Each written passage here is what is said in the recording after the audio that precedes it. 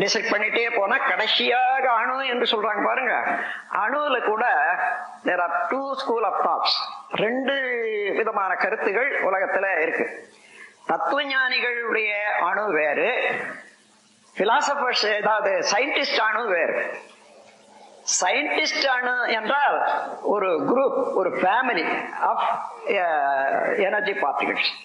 அந்த நுண்ணிய அணுக்கள் நாம் சொல்றோமே, அதனுடைய பல அணுக்கள் கூடி ஒரு கூட்டாக இயங்கக்கூடிய 2 அணு 4 அணு 16 அணு இப்படி ஒவ்வொன்றுக்கு அந்த நம்பர், அட்டாமிக் நம்பர் கொடுத்து அதை வச்சிருக்காங்களே, அதுதான் விஞ்ஞானிகள் சொல்லக்கூடிய அணு. ஆனா வேதாந்திகள் சொல்லக்கூடிய அல்லது தத்துவ ஞானிகள் சொல்லக்கூடிய அணு என்ன, அதையும் பிரித்து கொண்டே போனா அந்த அணுவையும்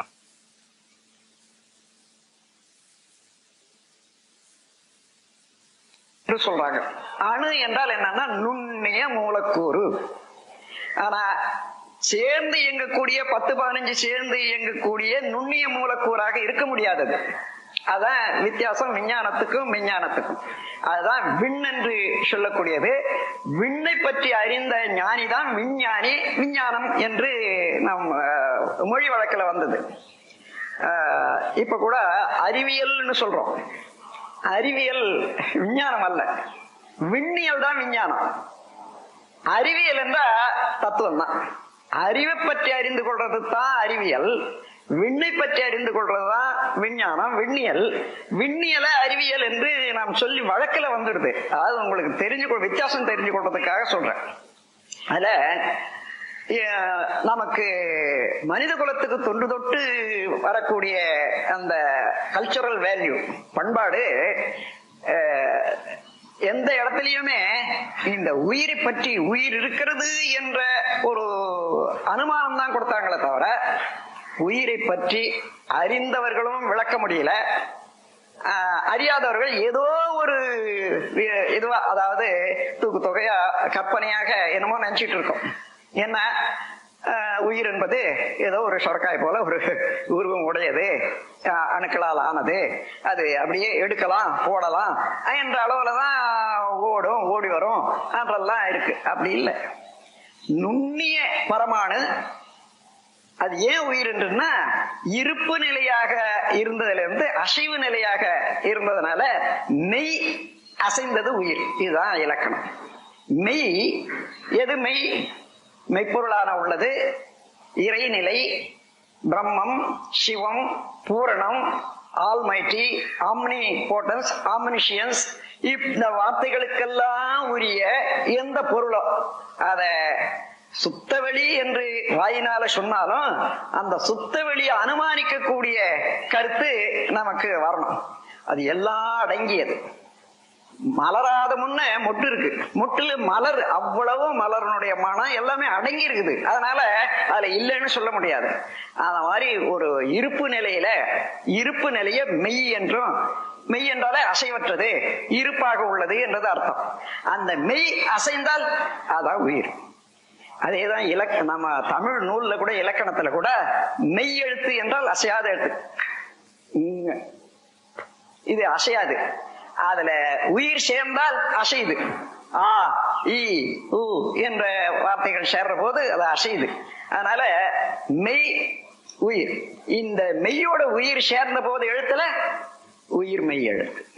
அதுதான் இந்த கா ஞா சா ஞா எல்லாம் உயிர் மெய் எழுத்தாக பார்க்கணும். அதே போலதான் உயிர் மெய் எழுத்து தான் உலகம். அதாவது மெய்யாக இருப்பது பிரம்மம், உயிராக இருப்பது சக்தி, விண்.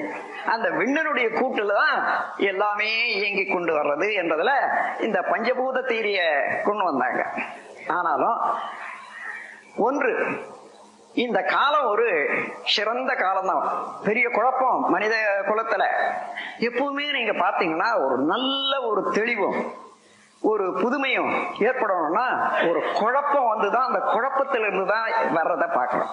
அது இயற்கை இயல்பா என்னன்னு பாத்தீங்கன்னா இல்ல, அந்த குழப்பத்துலதான் என்ன செய்வது என்றது ஒருமிக்க மனதை இணைத்து அழுத்தி மனிதன் சிந்திக்கக்கூடிய ஒரு ஆர்வம் உண்டாகுது. குழப்பம் வந்த போதுதான் சிந்தனையை உயர்த்துது. அதனால இல்லைன்னா மிதந்துகிட்டே போறான், பழக்கத்திலையும் அல்லது புலன் இன்பத்திலையும் மிதந்துட்டே போறான். அதுல குழப்பம் தீராது, குழப்பம் ஜாஸ்தியா தான் ஆகும். அதனால இயற்கையாக தானாகவே குழப்பங்கள் வந்து இவ அலைச்சலே குழப்பங்களை ஏற்படுத்துறது. அந்த குழப்பத்தின் மிகுதியில என்ன செய்வது இனிமே என்ற ஒரு எண்ணம் வர்ற போதுதான் அங்கதான் இயற்கை தன் அறிவிலையும் தன் செயலையும் ஒரு மனிதனல்ல ஒரு புதுமையான விளக்கமாகவும் புதுமையான செயலார்வமாகவும் தோன்றி அவர்களை எல்லாம் நாம் வந்து இப்போ சரித்திர புருஷர்களாக நாம் கொண்டாடுறோம். ஆகவே இந்த வார்த்தைக்கு அர்த்தம் என்னன்னா, இந்த காந்தம் என்ற சக்தியை தெரிந்து கொள்ளணும். தமிழ்நாட்டுல இந்த காந்தத்தை வர்ணிக்கணும்னு தமிழ் புலவர்கள் எடுத்தாங்க. ஆனா ஒரு கதையாக்கி அந்த கதையை காட்டி விட்டாங்களே தவிர ஆனா அந்த உண்மையை உணர முடியாததான் இருக்கு. காந்தம் என்ற ஒன்றுக்கு, காந்தம் என்றால் அழுத்தம், ஒளி, ஒலி, சுவை, மனம் 5 வகையில இயங்குவது காந்தத்தினுடைய வெளிப்பாடு.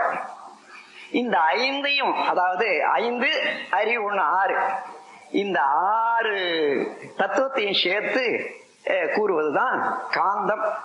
காந்த புராணம்னு ஒண்ணு நம்ம தமிழ்நாட்டில் இருக்கு. அது கார்த்திகேயன் 6 முக கடவுள்னு வச்சாங்க.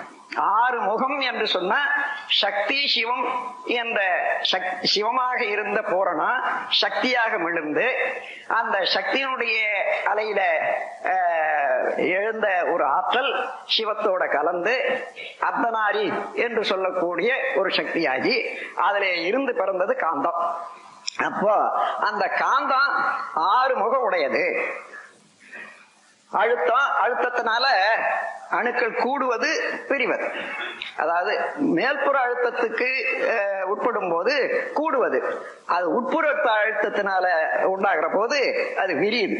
அப்ப விரிதல் கூடுதல் தான் அணுக்கள் கூடி இன்னைக்கு காற்றாக, நெருப்பாக, நீராக, நிலமாக இவ்வளவையும் அதே எது காந்தமாக மாறியதோ அந்த காந்தத்திலே இருப்பு நிலை ஒண்ணு, இயக்க அலை ஒண்ணு இருக்கு.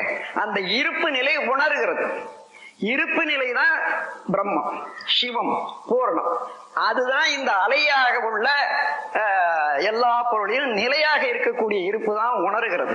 அதனால அதுவே மனமாக விரிவு பெற்று இவ்வளவையும் அழுத்தம், ஒளி, ஒலி, சுவை, மனம் இவைகள் எல்லாம் உணர்ந்து கொள்கிறது என்பதை வள்ளுவ பெருமான் சுவை, ஒளி, ஊறு, ஓசை, நாற்றம் என்ற 5இன் வகைதறிவான் கட்டே உலகுன்னு முடிச்சார தவிர அவரால் அங்க விளக்க முடியாதது. அதாவது இந்த பஞ்ச தன்மாத்திரை விளக்கத்தை நேரடியாக குரு மூலமா தான் விளக்கணும்ன்றத முதல் கவியில சொல்லியிருக்காங்க. அந்த முதல் கவி என்னங்க, அகர முதல் எழுத்தெல்லாம் ஆதிபகவன் முதற்றே உலகுன்னு சொல்லிட்டாரு இல்லையா. எல்லாம் வல்ல ஒரு முழு முதல் பொருள்ல இருந்து தான் உலகம் தோன்றியது என்றத அங்க கொடுத்துட்டாரு. அதுக்கப்புறம் இத வந்து அறவாழி அந்தணம் தாழ்சேர்ந்தார் கல்லால் பிறாழி நீந்தல் அரிது. அதாவது கர்ம வினைப்பயனாகவே எடுத்து வரக்கூடிய அந்த சரீரம் மனிதனுக்கு அது அறவாழி அந்தணம், அறக்கடவுளா அறத்தையே இயல்பாக உடைய அந்தணன் என்றால் குரு. அந்தணன் என்ற வார்த்தையே குருவைத்தான் குறிக்கும், அதாவது ஆசிரியர், ஞானாசிரியர். அந்தணன் என்ற வார்த்தை வச்சு இன்னொரு இடத்துல அதுக்கு விளக்கம் கொடுத்திருக்காரு, அதை பார்க்கணும் நீங்க. அந்தணன் என்போன் அறவோன் மற்ற எவ்வுயிருக்கும் செந்தன்மை பூங்குழுகளால். அதுங்கதான் அந்தணன் என்றதுக்கு அர்த்தம் அங்க நமக்கு வந்துட்டு இருக்கு.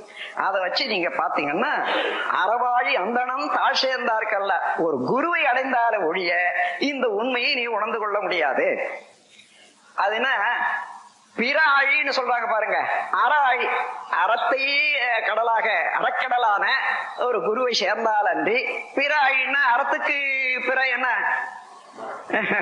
அதாவது பவச்செயல், வழி செயல், இதுல இருந்து நீ நீங்க முடியாது என்று சொல்றாரு.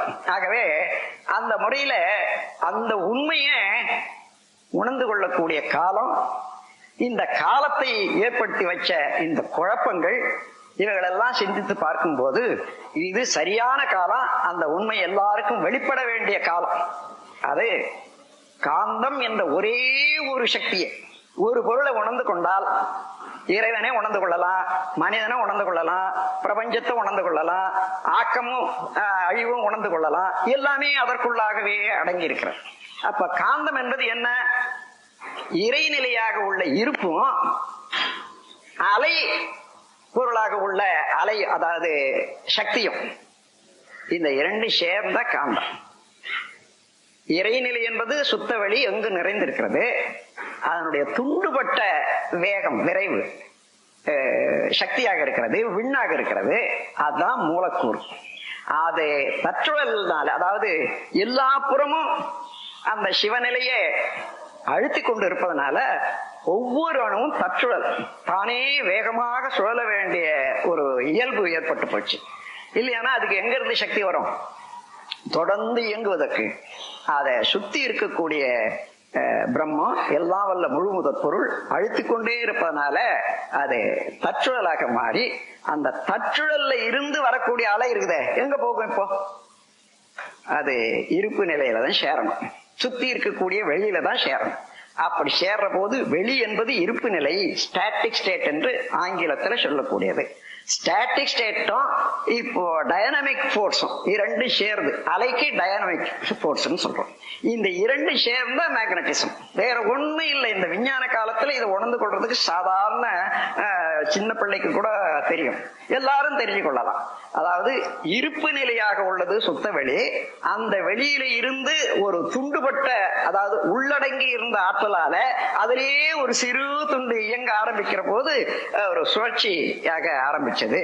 அப்போ விண் என்பது வேறொன்றும் இல்லை, இருப்பு நிலையாக சிவத்தினுடைய நுண்பகுதி இயக்க ஆற்றல். அப்படிதான் வச்சுக்கணும். அப்போ சக்தி வேறு சிவம் வேறு இல்லைன்னு கேள்விப்பட்டிருக்கோம். ஆனா அது விளக்கம் வராது இருந்தா இன்னைக்கு அதை விளங்கி கொள்ளுங்க. அப்போ அப்படி சுழற்சியினால வேகமாக சுழல்ற போது என்ன ஆகுது? அது அந்த விரிவு அலை என்று, அதாவது அந்த சுழற்சியில ஒரு வால்யூம் நிக்குது பாருங்க, ஒரு நிரந்தரமாக. அந்த வால்யூம் நிக்கிறது ஒளி சுவை மன இவைகளை தடுக்கும், ரிஃப்ளெக்ட் பண்ணும். அது வரைக்கும் தான் சுழல் அலை. அதுக்கு மேல அந்த அலை விரிகிற போது விரிவு அலையாக மாறி, அந்த விரிவு அலை எல்லையற்ற இதுல விரிஞ்சுட்டே இருக்குது பிரபஞ்சத்துல. அந்த அலை இருப்பு நிலையோட சேர்ற போது அது காந்தமாயிடுது. எந்தெந்த இடத்துல காந்தம் அழுத்தம் அதிகமாக பெறுகிறதோ அது சமநிலை அடைவதற்கு விரிகிற போது அழுத்தமாக, அடுத்தபடி ஒளியாக, சுவை மனமாக, ஒளியாக மாறும்போது அதை இன்றைய காலத்து வழக்குல, மொழி வழக்குல மின் சக்தின்னு சொல்றோம். எங்க ஒளியாக மாறுகிறதோ காந்தம், அந்த இடத்துல அந்த ப்ராசஸ் எலக்ட்ரிசிட்டி, மின் சக்தி. இப்போ ஒளியும் புறப்படுற போதே கலந்து போகுது. எங்க இருந்து புறப்பட்டது? அலையிலிருந்து புறப்படுறது. அலையிலிருந்து புறப்பட்டா எது வாங்கிக்க முடியும்? நிலைதான் வாங்கிக்க முடியும். அதனால உடனே அதை அப்சார்ப் பண்ணி சுத்த வெளியில கலந்து மறைஞ்சு போகுது ஒளியும். அது விரிவாக இருக்க இடத்துல சரி. ஆனா பருப்பொருள்ல, அதாவது நீர்லயும் மாசு கெட்டி பொருள்லயும் என்ன ஆகுன்னா, உடனே விரிந்து செயல்பட முடியாத, ஏன்னா கோடான கோடி அணுக்கள் இணைந்த இடமாச்சே, அது ரிஃப்ளெக்ஷன். அது clash, reflection, refraction, penetration, interaction என்ற இந்த 5 வகையான ஆற்றல் மூலமாக அந்த அலை திருப்பி ஒன்று அதை அடிக்க அதுல இருந்து சுவையும் மனமாக மாறி போகுது. அதுவேதான் சுவை மனமாக மாறக்கூடியது. நீர்ல சுவையும், நிலத்துல மனம், கெட்டி பொருள்ல மனமாகவும் நீர் பொருள்ல சுவையாகவும் மாறுறதுனால அதை இந்த இரண்டையும் ரசாயனம்னு சொல்றோம். ரசம்னா சுவைன்னு பேரு, அயனம்னா மாற்றம், உற்பத்தி, அப்படி. அப்ப ரசாயனம்னு சொல்றோம். ரசாயனம் என்று இது 3வது கட்டம். முதல்ல அழுத்தத்துல பிரஷர், அதாவது புல்லிங், புஷ்ஷிங், ஆகர்ஷணம், பிரதிகர்ஷணம், இதெல்லாம் முதல் கட்டம். அதுக்கு மேலாக எந்த பொருளையும் அழுத்திக் கொண்டே இருந்தீங்கன்னா சத்தம் தான் வரும். சத்தம் கொஞ்ச நேரம் சத்தம் ஆக ஆக சூடு வந்துடும். சத்தம் வேறு சூடு வேற அல்ல, ஒன்று அடங்கி ஒன்று நிற்கும். எந்த இடத்துலயும் சத்தம் இருக்கிற இடத்துல சூடு இருக்கு, சூடு இருக்கிற இடத்துல சத்தம் இருக்கும். ஒன்று அடங்கி ஒன்னு லேட்டன்ட் ஒன்னு பேட்டன்டா இருக்கிற போது ஒண்ணு மாத்திரம் நமக்கு தெரியற மாதிரி இருக்கும். ஆனா ரெண்டும் ஒண்ணுதான், எலக்ட்ரிசிட்டி.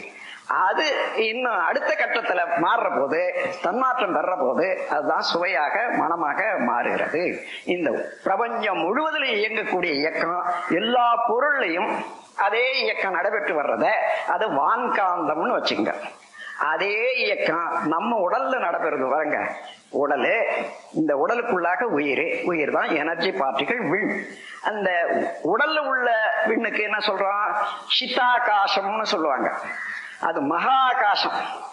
இங்க சித்தாகாசம், சித்தமாக இருக்கக்கூடிய, சித்தம்னா உயிர், உயிராக இருக்கக்கூடிய ஆகாசம் என்றதுதான் இந்த விண்ணுக்கு இங்க இருக்கக்கூடிய விண். அப்ப இதனுடைய சுழற்சியினால வரக்கூடிய அலை இந்த உடல்ல இருக்கக்கூடிய சுத்த வெளியில கலந்து அது காந்த சக்தியாக மாறுற போது, இது உயிர் சக்தியில இருந்து வந்த அலை காந்தமாக மாறுறதுனால உயிர் காந்தம், ஜீவ காந்தம், பயோ மேக்னட்டிசம் சொல்றோம். இந்த பயோ மேக்னட்டிசம் உடல் முழுவதிலும் ஃபுல்லா இருக்கணும். நமக்கு போதிய அளவு இருந்தாதான் அந்த கன்வர்ஷன், அதனுடைய மாற்றம் இவைகளால உடல்ல நாம் சாப்பிடுற சாப்பாடு அதை மாத்தி அமைக்கிறதுக்கு, அதாவது ரச, ரத்த, மாம்சம், மேதை, அஸ்தி, மஜ்ஜை, சுக்கிலம் என்ற 7 தாதுக்களா மாற்றுவதற்கும், அதை மீண்டும் மீண்டும் மீண்டும் மீண்டும் அது சென்று போன கழிந்து போனவற்றுக்கு மீண்டும் புதுப்பிக்கிறதுக்கும் எல்லா வேலையும் உடல் இயக்கத்தை எல்லாம் சேர்த்து மெட்டபாலிக் ரொட்டேன்னு சொல்லுவாங்க. எல்லா வேலையும் செய்யறதுக்கு ஒரு சக்தி வேணுமே இல்லையா? அதுதான் ஜீவகாந்தம். அதே போல நாம எதையாயிலும் பார்க்கிறோம், ஒளி கண்ணில் படுது. அந்த கண்ணில் நம்ம எதை பார்க்கிறோமோ இந்த புறம் பார்க்கிறோம், அந்த புறம் அதை பதிவு செய்து.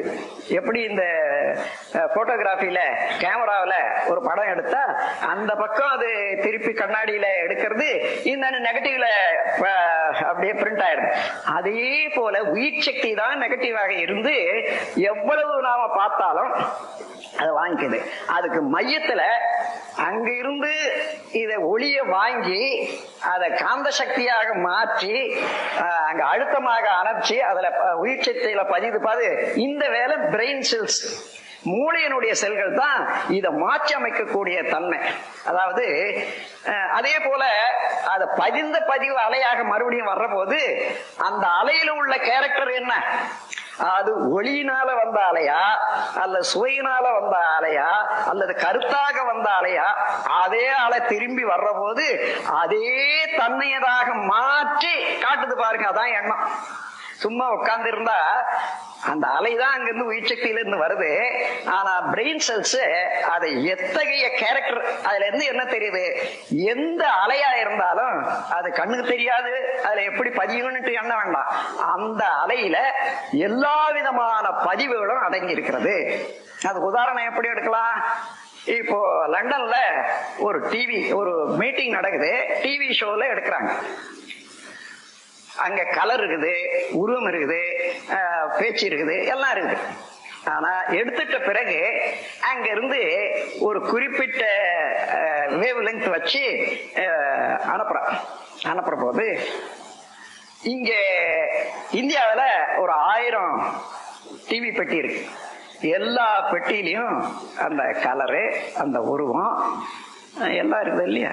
ஆனா அங்க அனுப்புற இடத்துக்கு இங்க வந்து சேர்ந்த இடத்துக்கு மத்தியில என்ன இருக்குது சொல்லுங்க பார்க்கலாம். அலைதான் பிரபஞ்ச காந்த அலை என்னட்டு ஏற்கனவே நிரம்பி இருக்கக்கூடியது. அதாவது விண்ணுடைய சுழனால ஏற்பட்டது இருப்பு நிலையாக உள்ள சுத்த வெளியில காந்தமாக இருக்கிறது. வான்காந்தம் நிறைய இருக்கிறது. அந்த வான்காந்தம் என்ற டேங்க் தான் நம்ம பிரபஞ்சமே. அதுல எந்த மூலையில எது தொட்டாலும் அதே இயக்கத்துக்கு ரெஸ்பாண்ட் பண்றதுக்கு எந்த பொருளுக்கும் அணு முதல் கொண்டு அண்டையீராக எல்லா பொருளுக்கும் ரிஃப்ளெக்ஷன் இருக்கு. அந்த மாதிரி கருத்துலதான் அங்க கொடுக்கிறது. அந்த அலையாகத்தான் வருது. அந்த அலை இங்க மோதன உடனே அந்த அலையில என்னென்ன கேரக்டர் இருக்குது? ஒலிய வாங்குச்சு, கலர் ஆச்சு, அதுல இந்த சத்தம் ஆச்சு, அவ்வளவும் கரெக்டா அங்க என்னென்ன இருக்குதோ அதே போல உள்ளத நிலைப்பொருளாக காந்தமாக மாற்றி மீண்டும் அதே காந்தம் வெளியில வர்ற போது அத்தனை குவாலிட்டியோட வெளியில வருது. அதை பார்க்கிற போதுதான் எப்படி நாம நினைவுல அலை மூலமாகவே நினைவுல ஒரு காட்சி என்னைக்கோ பார்த்த காட்சியை அப்படியே பார்க்கிறோமே. எப்படி பார்க்கிறோம்? அந்த மூளையினுடைய தன்மையினாலையும் உயிர்த்தன்மையினாலையும் பதிந்த பதிவு அலைகளாக வந்து அலைகளை தான் பார்க்கணும். அந்த அலைகளே எப்படி எண்ணமாக இருக்கிறது, எண்ணத்துல உருவம் இருக்கிறது, சுவை இருக்கிறது, மனம் இருக்கிறது, எல்லாம் இருக்கிறது. இதை மனதில் வச்சுக்கொண்டீங்கன்னா இதுதான் காந்த சக்தியினுடைய நிகழ்வு முறை. பிரபஞ்சம் முழுவதிலும் எந்த இயக்கம் எடுத்தாலும் காந்தம் இல்லாத நிலை இல்லை. அந்த காந்த சக்தியை உணர்ந்து கொண்டோம்னா என்ன? சிவம் சக்தி, அதாவது எல்லாம் வல்ல இறைநிலையும் அதனுடைய ஆக்கம், அதாவது சக்தி. இந்த இரண்டு சேர்ந்த இதுதான் காந்தம். அது இல்லாத பொருள் இல்லை, இல்லாத இடம் இல்லை. இப்ப நான் கையை தட்டுறேன். இந்த அணுக்களுடைய சேர்வு வந்த உடனே அந்த காந்த அழுத்தம் ஒரு அளவுல வர்ற போது தானாகவே அது எலக்ட்ரிசிட்டியா மாறி சத்தமாக பரிணாமம், அதாவது பிசிக்கல் டிரான்ஸ்பார்மேஷன் என்று சொல்லும். அதுதான் பஞ்ச தன்மாத்திரைகள் சொல்றோம். அழுத்தமோ ஒளியோ ஒலியோ சுவையோ மனமோ இவைகளெல்லாம் அப்படியே, அதாவது எப்படி வாங்கிச்சோ அதே போல வரும். வாங்கின பிறகு வைக்கிற இடம் காந்தம், திருப்பி வந்த போது அதுவே ஒளி சுவை மனம் இவைகளாக மாறும். இது பிரபஞ்சம் முழுவதிலும் நடந்துட்டு வருது. இன்னும் ஒரு வெளிப்புறமாக உள்ளத ஓமானம் காட்டி அதுக்கப்புறம் உள்ளுக்கு வர்றேன். இந்த உலகில கோடிக்கணக்கான தாவரங்கள் உள்ளன. இந்த தாவரங்கள்ல ஒரு 100 தொட்டியை வச்சு 100 விதமான வித்தியாசமான விதைகளை போடணும். மாங்காய், புளியங்காய், எள்ளு, கொள்ளு, கடுகு, இப்படி வச்சுங்க. அவ்வளவும் போட்ட மண்ணு ஒண்ணு, ஊத்துற தண்ணி ஒண்ணு, காயிற சூரியனும் ஒண்ணு, அடிக்கிற காத்தும் ஒண்ணு. ஆனா அந்த முளை விட்டு வெளியே வரும்போது அது அதனுடைய தாய் என் தன்மை உடையதோ அதே மாதிரியாக முளை விட்டு, முளையில எடுத்து கசிக்க மோந்து பார்த்தீங்கன்னா அவ்வளவு தெரியாது நமக்கு, புலனால உணரக்கூடிய அளவு. இன்னும் வளர வளர வளர அந்த ஒரு இலையை கிள்ளி போட்டா ஓஹோ இது மாயலை என்ன சொல்றோம். இப்ப இதற்குள்ளாக அதுக்கு சுவையும் வந்துடுது, மனமும் வந்துடுது. அதுக்கு மேல வளர வளர பாருங்க, அந்தந்த நிலை வரும்போது அந்த மாவின் தன்மையாகவே வளர்ச்சி அடைகிறதுக்கு எங்க இருந்து அது அணுவும், அந்த அணுக்கூட்டமாக உள்ள மாலிகூல் பேரணும், அந்த பேரணுக்கள் சேர்ந்த கிறிஸ்டலைசேஷன், அதாவது ஒரு வடிவமைப்புன்னு சொன்னா அணுக்களுக்கெல்லாம் ஒரு வடிவமைக்க இல்லைன்னா ஒன்னோட ஒண்ணு சேர முடியாது. உதாரணமா ஒரு 4 பழம் வச்சு ஒன்னா வைக்கிறீங்க, 1 2 3 மேல ஒண்ணு வைக்கிறீங்க, அதான் வடிவமைப்பு. 4 இருந்தா இப்படி இருந்தாதான் நிக்கணும். அதே போல 5 இருந்தா எப்படி 4 வச்சு மத்தியில 1, 6 இருந்தா எப்படி. அதே போல அந்த அணுக்கள் கூட்டத்திலேயே கூட இயக்கத்துல அந்த வடிவம் அங்கங்க அமைஞ்சு போறதுதான் அந்த கிறிஸ்டலைசேஷன் சொல்லுவாங்க. அந்த மாதிரி அமைந்ததுனால அதே கிறிஸ்டல் தான் இன்னொன்னோட இணைகிற போது ஒத்து நெருங்கிங்கிற போது மாஸ் ஏற்படுறதுக்கு, அதாவது உருவம் ஏற்படுறதுக்கு வழியாகிறது. அதை வச்சுட்டீங்கன்னா இந்த இங்க நிலத்துல இருந்து என்ன வருது? தண்ணியை தான் இழுக்குது. இழுக்கிற தண்ணி இந்த பூமியினுடைய சுழற்சியினால கெட்டி பொருளை கீழே இழுக்கும், லேசான பொருளை மேல தள்ளும். இது இயல்பு. அதனால இந்த தண்ணிக்கு ஒரு சிறு சூடு, அந்த பூமியினுடைய சூடு மேல ஏறுது. ஆனா அதுக்கு மேல போக முடியாத வளர்ச்சி அங்க முடிவு இருக்கிறதுனால திரும்புது. இப்படியே திரும்பி கீழே வர்றது மேல ஏறுறது, கீழே வர்றது மேல ஏறுறது. அதுக்குள்ளாக இந்த சூரிய வெளிச்சம் பட்டு இவைகளெல்லாம் நீராக இருந்ததெல்லாம் அந்த அணுக்கள் எல்லாம் பிரித்து அதனுடைய முளையில ஒரு கோடுன்னுட்டு, அதாவது பிளான்ன்றது ஒண்ணு இருக்கு. எப்படி நம்ம வரைபடம் போடுறோமோ அதே போல வரைபடம். அந்த வரைபடத்தை, அதாவது வரைபடம் எப்படி உண்டாச்சுன்னா ஜீவகாந்த சக்தியினால வரைபடம் வந்தது. அந்த ஜீவகாந்த சக்தி பிரபஞ்சம் முழுவதும் இதே போல மாங்காய் எத்தனையோ செடி வந்து அதனுடைய அலையெல்லாம் சேர்ந்து இருக்குது பாருங்க பிரபஞ்ச காந்த சக்தியில. இப்ப இதற்கு வேண்டியதை மாத்திரம் அதை இழுத்துக்கொள்ளக்கூடிய ஆற்றல் இந்த ஜீவகாந்த சக்திக்கு உண்டு. அப்படி இழுக்கிற போது மாங்காய்க்கு வேண்டியது மாங்காய் எடுத்துக்குது, தேங்காய்க்கு வேண்டியது தேங்காய் எடுத்துக்குது, கடுகுக்கு வேண்டியதை கடுகு எடுக்குது. அதைத்தான் நான் அடிக்கடி சொல்லி வரேன், fraction demands totality supplies. எந்த இடத்திலையும் நீங்க தகுதியாக்கி கொண்டீங்க சொன்னா அந்த தகுதி பிரபஞ்சம் முழுவதும் இதுவரையில வந்த இயக்கத்தினால நிறைந்து இருக்கக்கூடிய ஒரு ஆற்றலானது அது அந்த இடத்துல தானா வந்து சேர்ற போது இத முன்னவங்க எவ்வளவோ தெளிவாக சொல்லி இருந்தாலும் நாம புலன் மயக்கத்திலையும் அல்லது பொருள் மயக்கத்திலையும் அதிகார மயக்கத்திலையும் பொருள் மயக்கத்திலையும் பொருள் புகழ் அதிகாரம் புலன் என்போம், இந்த 4 விதமான மயக்கத்துல அதை கண்டுபிடிக்கவே முடியாத விட்டுட்டோம். அதுல எந்த பொருளா இருந்தாலும் சரி அதுக்கு வேண்டிய, அதாவது ஒரு கவி ஒண்ணு உங்களுக்கு நினைவு இருக்கும், கருப்பைக்கும் முட்டைக்கும் கல்லுக்குள் தேரைக்கும் விருப்பமுடன் அமுதளிக்கும் இறைவன் இறந்து விட்டானா, அதனால் நீ கவலைப்படாதே என்று ஒரு குழந்தையே சொன்ன மாதிரியாக ஒரு கவி. அது கவி வந்து துணை, அதாவது கற்பனை தான், ஆனாலும் அதில் உள்ள கருத்தை எடுத்து பார்த்துக்கங்க. முட்டை இருக்குது, இந்த முட்டையை உடைச்சு பார்த்தோம்னா மஞ்சள் கொஞ்சம் இருக்கு, அதுக்கப்புறம் சுத்தி வெள்ளை. அந்த மஞ்சள் கருவுலதான் இதனுடைய கோடு இருக்கு. எந்த குஞ்சு எந்த பறவையோ அந்த பறவையினுடைய ஒரு உருவங்கள் ஏற்படுறதுக்கு அத்தனை இருக்குது. அது உருவம் ஆக ஆக அதுக்கு உணவு வேணுமே, அந்த உணவு தான் சுத்தி இருக்கக்கூடிய வெள்ளைக்கரு. இந்த மாதிரியான ஏற்பாடு செய்து வச்ச இறைநிலையானது, இயற்கையினுடைய ஆற்றலானது என்ன விட்டுடுமா நீ போமான்னு சொல்ற மாதிரி அந்த குழந்தை சொல்ற மாதிரி அந்த கவி. அதே போல கல்லுக்கு உள்ளாக ஒரு தேரை இருந்தா 1000 வருஷம் கூட அது உயிர் வாழுது, அதுக்கு எப்படி உணவு வருதுன்னுட்டு உங்களுக்கு தெரியாது. அது எப்படி அந்த வழியில அந்த ஒரு தேரையினுடைய முட்டை மேல பட்டு கொஞ்சம் கொஞ்சமா அதுல இருக்கக்கூடிய ஆசிட் அதை கொஞ்சம் கொஞ்சமா இடம் விட்டுக்கிட்டு அது எங்கேயோ போய் தடுத்து நிறுத்தி போச்சு. ஆனா அதுல இருந்து அந்த காற்று அந்த தண்ணி அப்படியே தொடர்ந்து வர அந்த அந்த காவா இருக்குது நமக்கு தெரியாது. அதே வச்சுட்டு 1000 வருடமானாலும் அங்க ஜீவிக்குது. அங்க அதுக்கு வேண்டிய தண்ணி போகுது, அதுக்கு வேண்டிய காற்று போகுது. இந்த மாதிரி நீ இயற்கையில எந்த பொருளுக்கு எது தேவையோ அந்த தேவையை வேண்டிய வரைக்கும் அழித்து காக்கக்கூடிய இயற்கையினுடைய சக்தி இருக்குது. அதனால நீ மறக்க வேண்டாம் சொல்றதுதான் அந்த கவி. எனவே அந்த மாதிரி கவியெல்லாம் நம்ம தமிழ்நாட்டுல பண்பாட்டை சரியா உணர்ந்து கொள்றதுக்கு இருக்கிறது என்று கூறி அந்த காந்த சக்தியை நாம் உணர்ந்து கொள்ளணும்.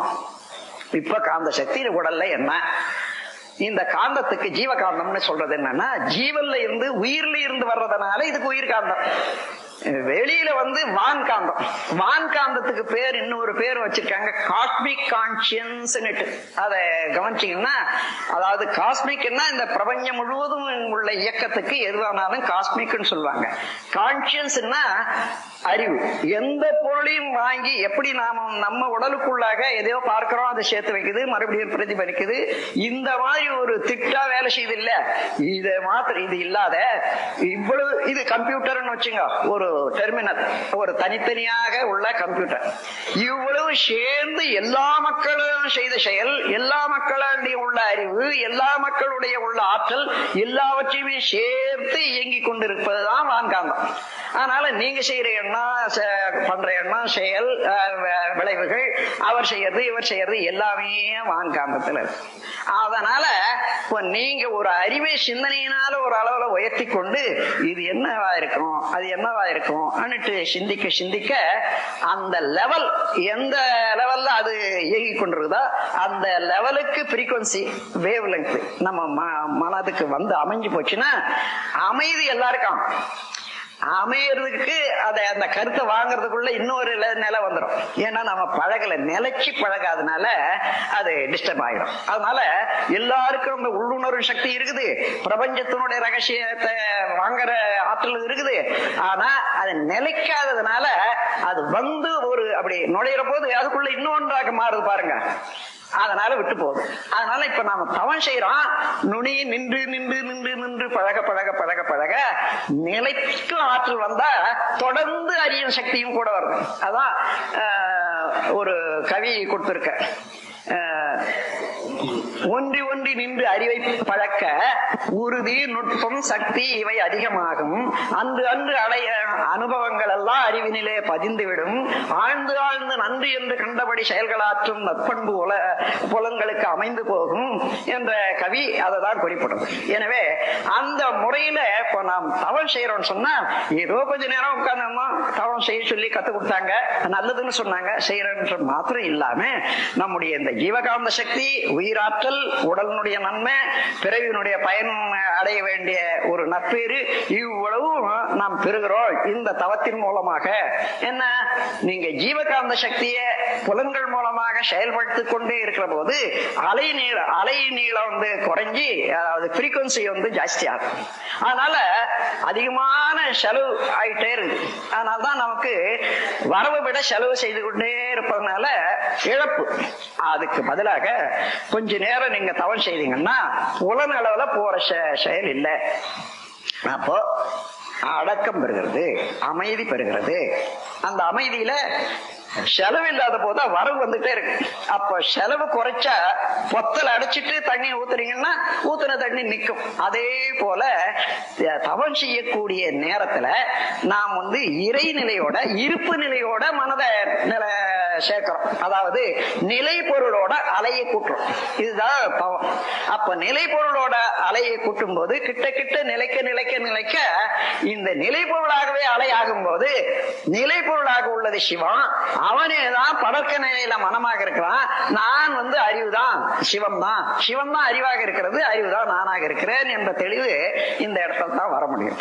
அப்படி தன்னிலை விளக்கம் இந்த உலக ஒரு ரகசியங்கள் இவைகளெல்லாம் உணர்ந்து கொள்றதுக்கு இந்த ஜீவகாந்த சக்தி தான் ரொம்ப அது அவசியமானது, பெருமையுடையது என்று தெரிந்து அந்த ஜீவகாந்த ஆற்றல்ல எல்லா ஜீவன்களுடைய ஆற்றலையும் அடக்கி கொண்டு பிரபஞ்ச ஆற்றலோடு கலந்து எல்லா ரகசியங்களும் உணரத்தக்க ஆற்றல் ஆறாவது அறிவுக்கு இருப்பதனால மனிதன் இந்த ஜீவகாந்த சக்தியை பற்றி தெரிந்து கொண்டு அதை எப்படி ஆற்று வெள்ளத்தை அணையாக கட்டி கால்வா போட்டு அதை பயன்படுத்தி எப்படி நன்மை அடைகிறோமோ அதே போல நம்முடைய ஜீவகாந்த சக்தியை ஒழுக்கத்தாலும் அளவு முறையாலும் அதுக்கு பெருமை உணர்ந்து அதை சேமித்து நல்ல முறையில பயன்படுத்துவதற்குத்தான் இந்த ஜீவகாந்த பெருக்கமும் ஜீவகாந்தத்தை உபயோகிக்கக்கூடிய தன்மையும் இப்பொழுது நாம வந்து பெறோம். நம்முடைய ஒரு இதுல இந்த நாம் பொதுவா புலன்கள் மூலமாக விட்டுக்கொண்டே இருக்கமே, அத ஒருத்தருக்கு தீட்சை கொடுக்கணும்னு சொன்னா அழுத்தம் வேணும். அதாவது மனம் என்றது என்னன்னு தெரிஞ்சுக்கொள்ளுங்க. அந்த உயிர் சக்தி சுழண்டு கொண்டே இருக்குமே, ஆனால் எந்த பொருள் சுழண்டு கொண்டே இருந்தாலும் மையத்துல சுழற்சி குறைஞ்சிட்டே போய் there is a point in the center where there is no motion at all. இது நான் கொடுத்திருக்கக்கூடிய ஒரு சூத்திரம். அதாவது மையத்துல ஒரு இடம் இருக்கும், அந்த இடத்துல மோஷனே இல்லை. அப்ப எது சுழலுதுன்னு பாத்தீங்கன்னா இருப்பு நிலைதான் சுழலுது. அந்த சுழல்ற வேகம் இல்லாத மையத்துல இருப்பு நிலை அப்படியே இருக்கு. அந்த இருப்பு நிலையான சிவம் அதுதான் அறிவாக இருக்கு. ஏன்னா ரெண்டு பொருள் தானே உலகத்துல, இருப்பு ஒண்ணு அலை ஒண்ணு, நிலை ஒண்ணு அலை ஒண்ணு. எது எதை உணரணும்? பின்னால வந்தது அலைந்து கொண்டே இருக்குது, அந்த அலை மோதுகிறது, இதை உணர்கிறது. அப்போ அறிவாக இருக்கக்கூடியது சிவம் தான். அதனால அதே மைய புள்ளி அறிவு காந்த ஆற்றல் மூலமாக உடல் முழுவதும் இருக்கக்கூடிய காந்த ஆற்றல் மூலமாக விரிவடைந்து எந்த இடத்துல என்னென்ன நிகழ்ச்சிகள் உண்டோ, அதாவது உணர்ச்சி என்பதே காந்த சக்தி ஐயுணர்வாக, அதாவது 5 தன்மாத்திரையாக மாறிக்கொண்டே இருக்கக்கூடிய ப்ராசஸ் தான் உணர்தல். அது சமமாக இருக்கிற போது அமைதியாகவும், ஊக்குவிக்க போது இன்பமாகவும், அது ஊக்குவித்தது அதிகமாக புலன்களையோ அல்லது உடல் இயக்கத்தையோ கெடுக்கிற அளவுக்கு வர்ற போது துன்பமாகவும் மாறுகிறது. அப்போ உணர்ச்சி என்பது 4 வகை: துன்பம், இன்பம், அமைதி, பேரின்பம். இதே ஒரு அறிவு அமைதி நிலைக்கு வந்த பிறகு இந்த இயற்கையினுடைய ரகசியங்களை ஒவ்வொன்றோட அதோட இருந்து தெரிந்து கொள்ள கொள்ள கொள்ள ஒரு உண்மையான இன்பம், நிலைத்த இன்பம் உண்டாகுப்பாரு. ஏன்னா ஒரு தடவை அதுல ஈடுபட்டு ஒரு உண்மையை தெரிந்து கொண்டா வாழ்நாள் முழுவதும் அதுவே ஒளி விளக்காக வழிகாட்டியாக அமைதல்லவா. அதனால பேரின்பம் என்று சொல்லக்கூடிய நிலை அந்த 4வது நிலை. இந்த 4ம் ஜீவகாந்த சக்தியினுடைய பெருக்கத்தினாலையும் அதை உபயோகித்து பழகிக் கொள்ளக்கூடிய பழக்கத்தினாலேயும் உண்டாகும் என்று கூறி, நாம் புலன்களுடைய இயக்கத்துல அடக்கம் பெற்று கொள்வது ஒன்று. அதன் பிறகு அதை சேமித்த ஒரு சக்திய நல்ல முறையில பழகணும். அதுதான் செயல் டிசிப்ளின் அண்ட் டீட்ஸ்னுட்டு செயல்ல முறை அறநெறி இவைகள்ல பழகி கொண்டா ஒரு தடவை எப்படி பழகிறோமோ அதே போல மீண்டும் மீண்டும் பழக பழக அந்த அழுத்தம் அந்த பாதையினுடைய அமைப்பு அப்படியே வர வர அதுவே தன்மையாக மனிதனுக்கு மாறி அந்த அளவுல அவன் உயர்ந்து கொண்டே போக முடியும். ஆகவேதான் ஆன்மீக துறையில நல்லதே எண்ணுதல், நல்லதே செய்தல், நல்லதே பேசுதல், உண்மை உணர்தல் என்பதெல்லாம் அவசியமாக இருக்கிறது. இப்போ இந்த சக்தியை நாம் பெருக்கிக் கொள்றதுக்கு, பெருக்கிக் கொள்ளாத போனா பிறருக்கு அளிக்க முடியாது.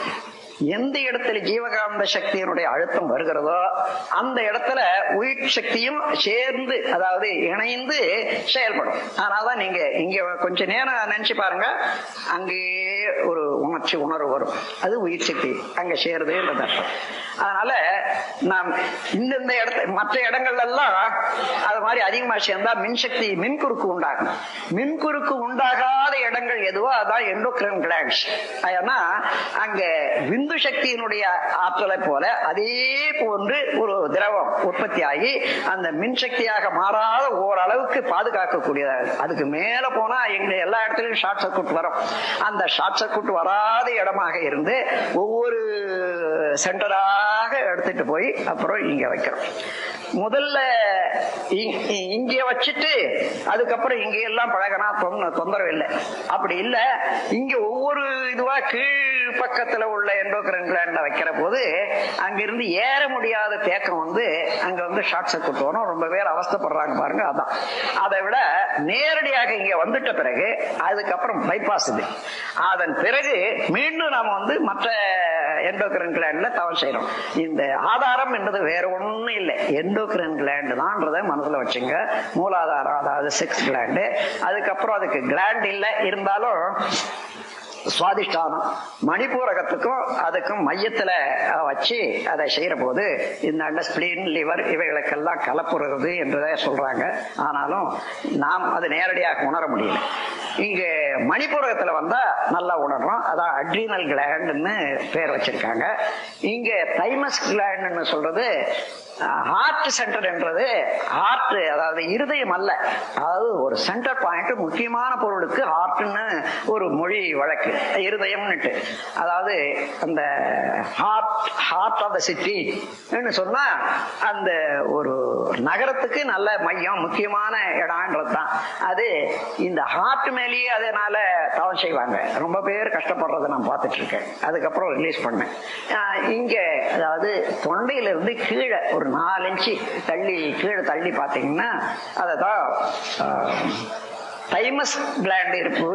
அதுதான் ஹார்ட் சென்டர். ஏன்னா தைமஸ் கிளாண்ட நீங்க மெடிடேஷன் பண்ற போது இன்ட்யூட்டிவ் நாலேஜ், ஒரு சயின்டிபிக் இன்ஃபர்மேஷன்ஸ், இன்ட்யூஷன்ஸ், தைரியம் இவைகளெல்லாம் கொடுக்கக்கூடிய இடமாக இதை கருதுவதனால அதுதான் ஹார்ட் சென்டர்னு சொல்றது.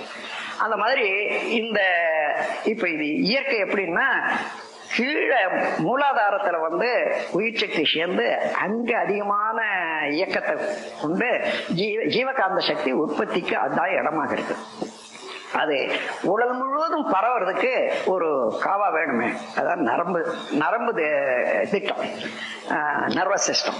அப்படி வர்ற போது இப்போ ஒரு இடத்துல எலக்ட்ரிசிட்டி உற்பத்தி ஆகுது, அது போய் சேர்றதுக்கு ஒரு 100 மைல் இருக்குன்னு சொன்னா அதுக்குள்ள தொங்கி போகும். எவ்வளவு வேகம் வந்தாலும் இங்க கொடுக்கறதுக்கு அங்க கொடுக்கறதுக்கும் தொங்கி போகும். அப்படி தொங்காத, தோய்வில்லாத அந்த எந்த இடத்துல சேர்ந்து மீண்டும் ஒரே சீராக ஓட செய்வதற்கு டிரான்ஸ்பார்மர்னு ஒண்ணு வைக்கிறோம் பாருங்க எலக்ட்ரிசிட்டியில.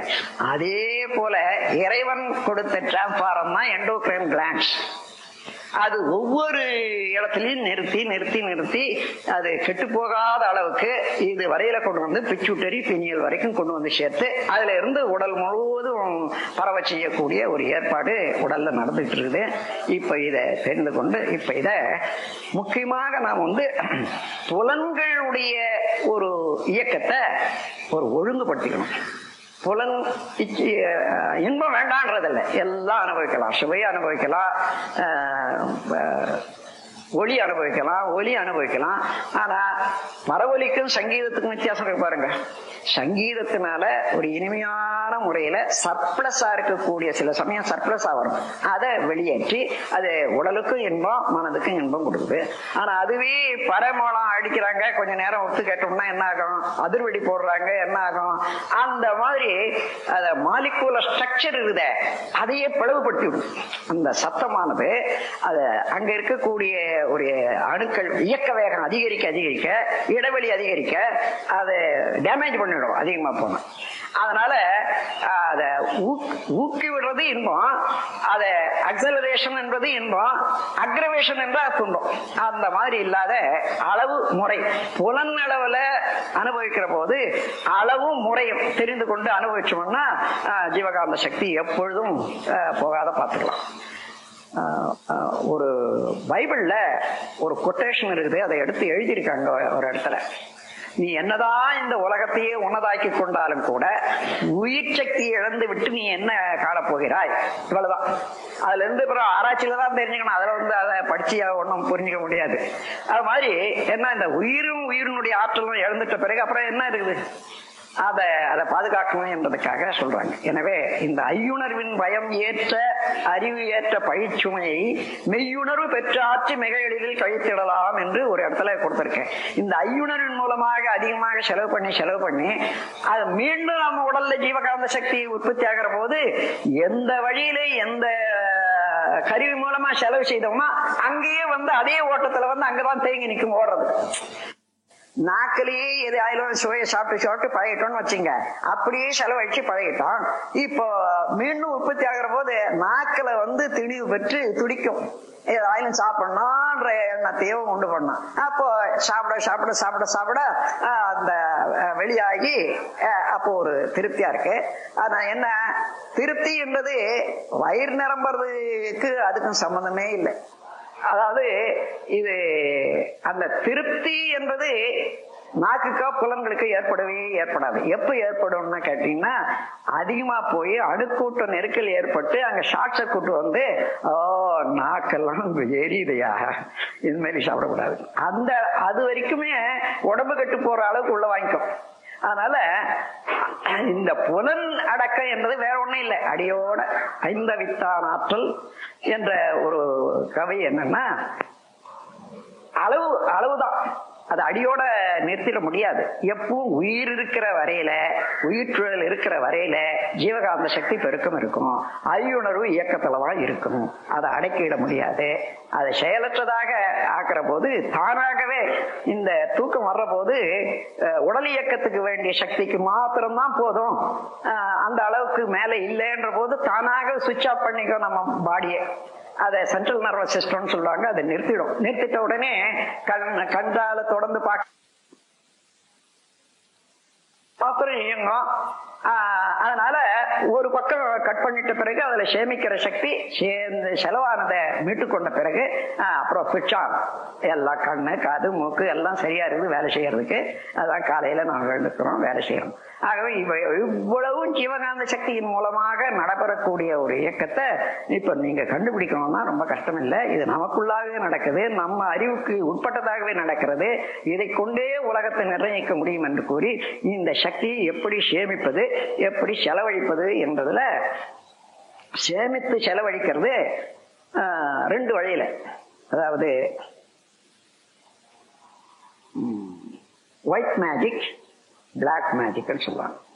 பிளாக்னா ஒரு கெட்ட வழியில, அறவழி இல்லாத முறையில செலவு பண்ண போவது அதை பிளாக் மேஜிக்னு சொல்றது. நல்ல வழியில ஆக்கத்துறையில இதை செலவு பண்ற போது ஒயிட் மேஜிக்னு சொல்லுவாங்க. அப்போ இந்த சக்தியை சேகரிக்கிறதுக்கு ஒண்ணு புலனடக்கம், வேணும், அளவு முறை வேணும். தானாகவே கூடிக்கொண்டிருக்கும், வேஸ்டேஜ் இல்லை.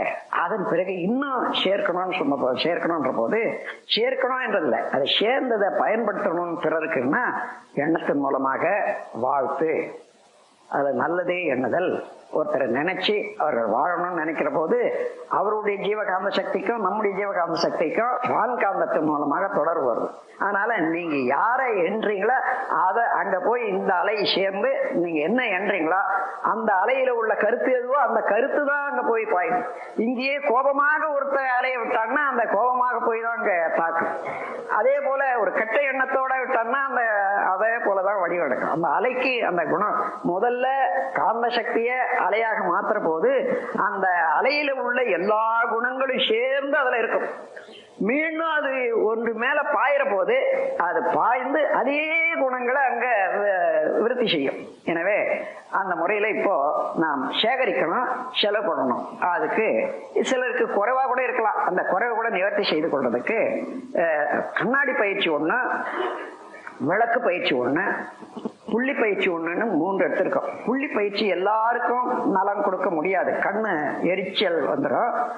சிலருக்கு ஏற்கனவே கண்ட தண்ணின்னு வந்துட்டு இருக்கக்கூடியவங்களுக்கு அந்த கேட்ராக்ட்னு சொல்லுவாங்க பாருங்க, அது காசம், கண்ணில் காசம்னு சொல்லுவாங்க. வெள்ளை புள்ளியா அந்த அடைச்சிடும், நம்ம பார்வை அடைச்சிடும், அதுக்கு கேட்ராக்ட்னு சொல்லுவாங்க. அது ஃபார்ம் ஆகும். அதனால அது நல்லதல்ல. சூரியனை நேரடியாக பார்க்கறது, கரும்புள்ளி அதிகமாக பார்த்து கொண்டே இருப்பது, அதனால கண்ணுக்கு கெடுதல் உண்டாகும், அது கேட்ராக்ட் உண்டாகும். சூரியனை எந்த நிலையிலையும் அப்படியே நேக்கடைஸா அதை பார்க்க கூடாது. பார்த்தா கட்டாயம் கண்ணில் இருக்கக்கூடிய மாதிரி ஸ்ட்ரக்சர் கெட்டு போய், அதாவது கெட்டு போகுதுன்னா அந்த ஒளியினால படக்கூடிய கெடுதலை தடுக்கிறதுக்காக இன்னொரு பேரை உற்பத்தி ஆகுது. இவ்வளவா அந்த உற்பத்தி ஆகிற பிறகே உங்களுக்கு கேட்ராக்டா ஒரு மேல ஒரு படர்ந்து வருது. ஆகவே அந்த 2 வழியும் நான் அதிகமாக அனுமதிக்கிறது இல்லை. ஆனா விளக்கு, கண்ணாடி, இந்த விளக்கும் கண்ணாடியும் தான் நான் வள்ளல் பிரான் கூட பயிற்சி செய்ததாக சொல்றாங்க. அத விளக்கு பார்த்து கண்ணாடி பார்த்துட்டு இருந்தாரு இல்லையா, விளக்கத்தான் அவர் பூஜை பண்ணாருன்னு சொல்லிட்டு அது ஒளியை தான் காண்பிக்கிறது என்ற கருத்துல இன்னைக்கு அத ஒளிதான் அவர் பூஜை பண்ணிட்டு வந்திருக்காரு அன்னிட்டு வள்ளலார் இதெல்லாம் ஒளிய பூஜை பண்றதுன்னு வச்சுக்கிட்டாங்க. ஆனா ஒளின்றதுக்கு அவர் சொல்றது சோதி என்றது ஒளி என்றதுக்கும் அறிவுக்குத்தான் விளக்கு, எல்லாவற்றையும் விளக்குவதனால அறிவுக்கு விளக்கு என்று பெயர்.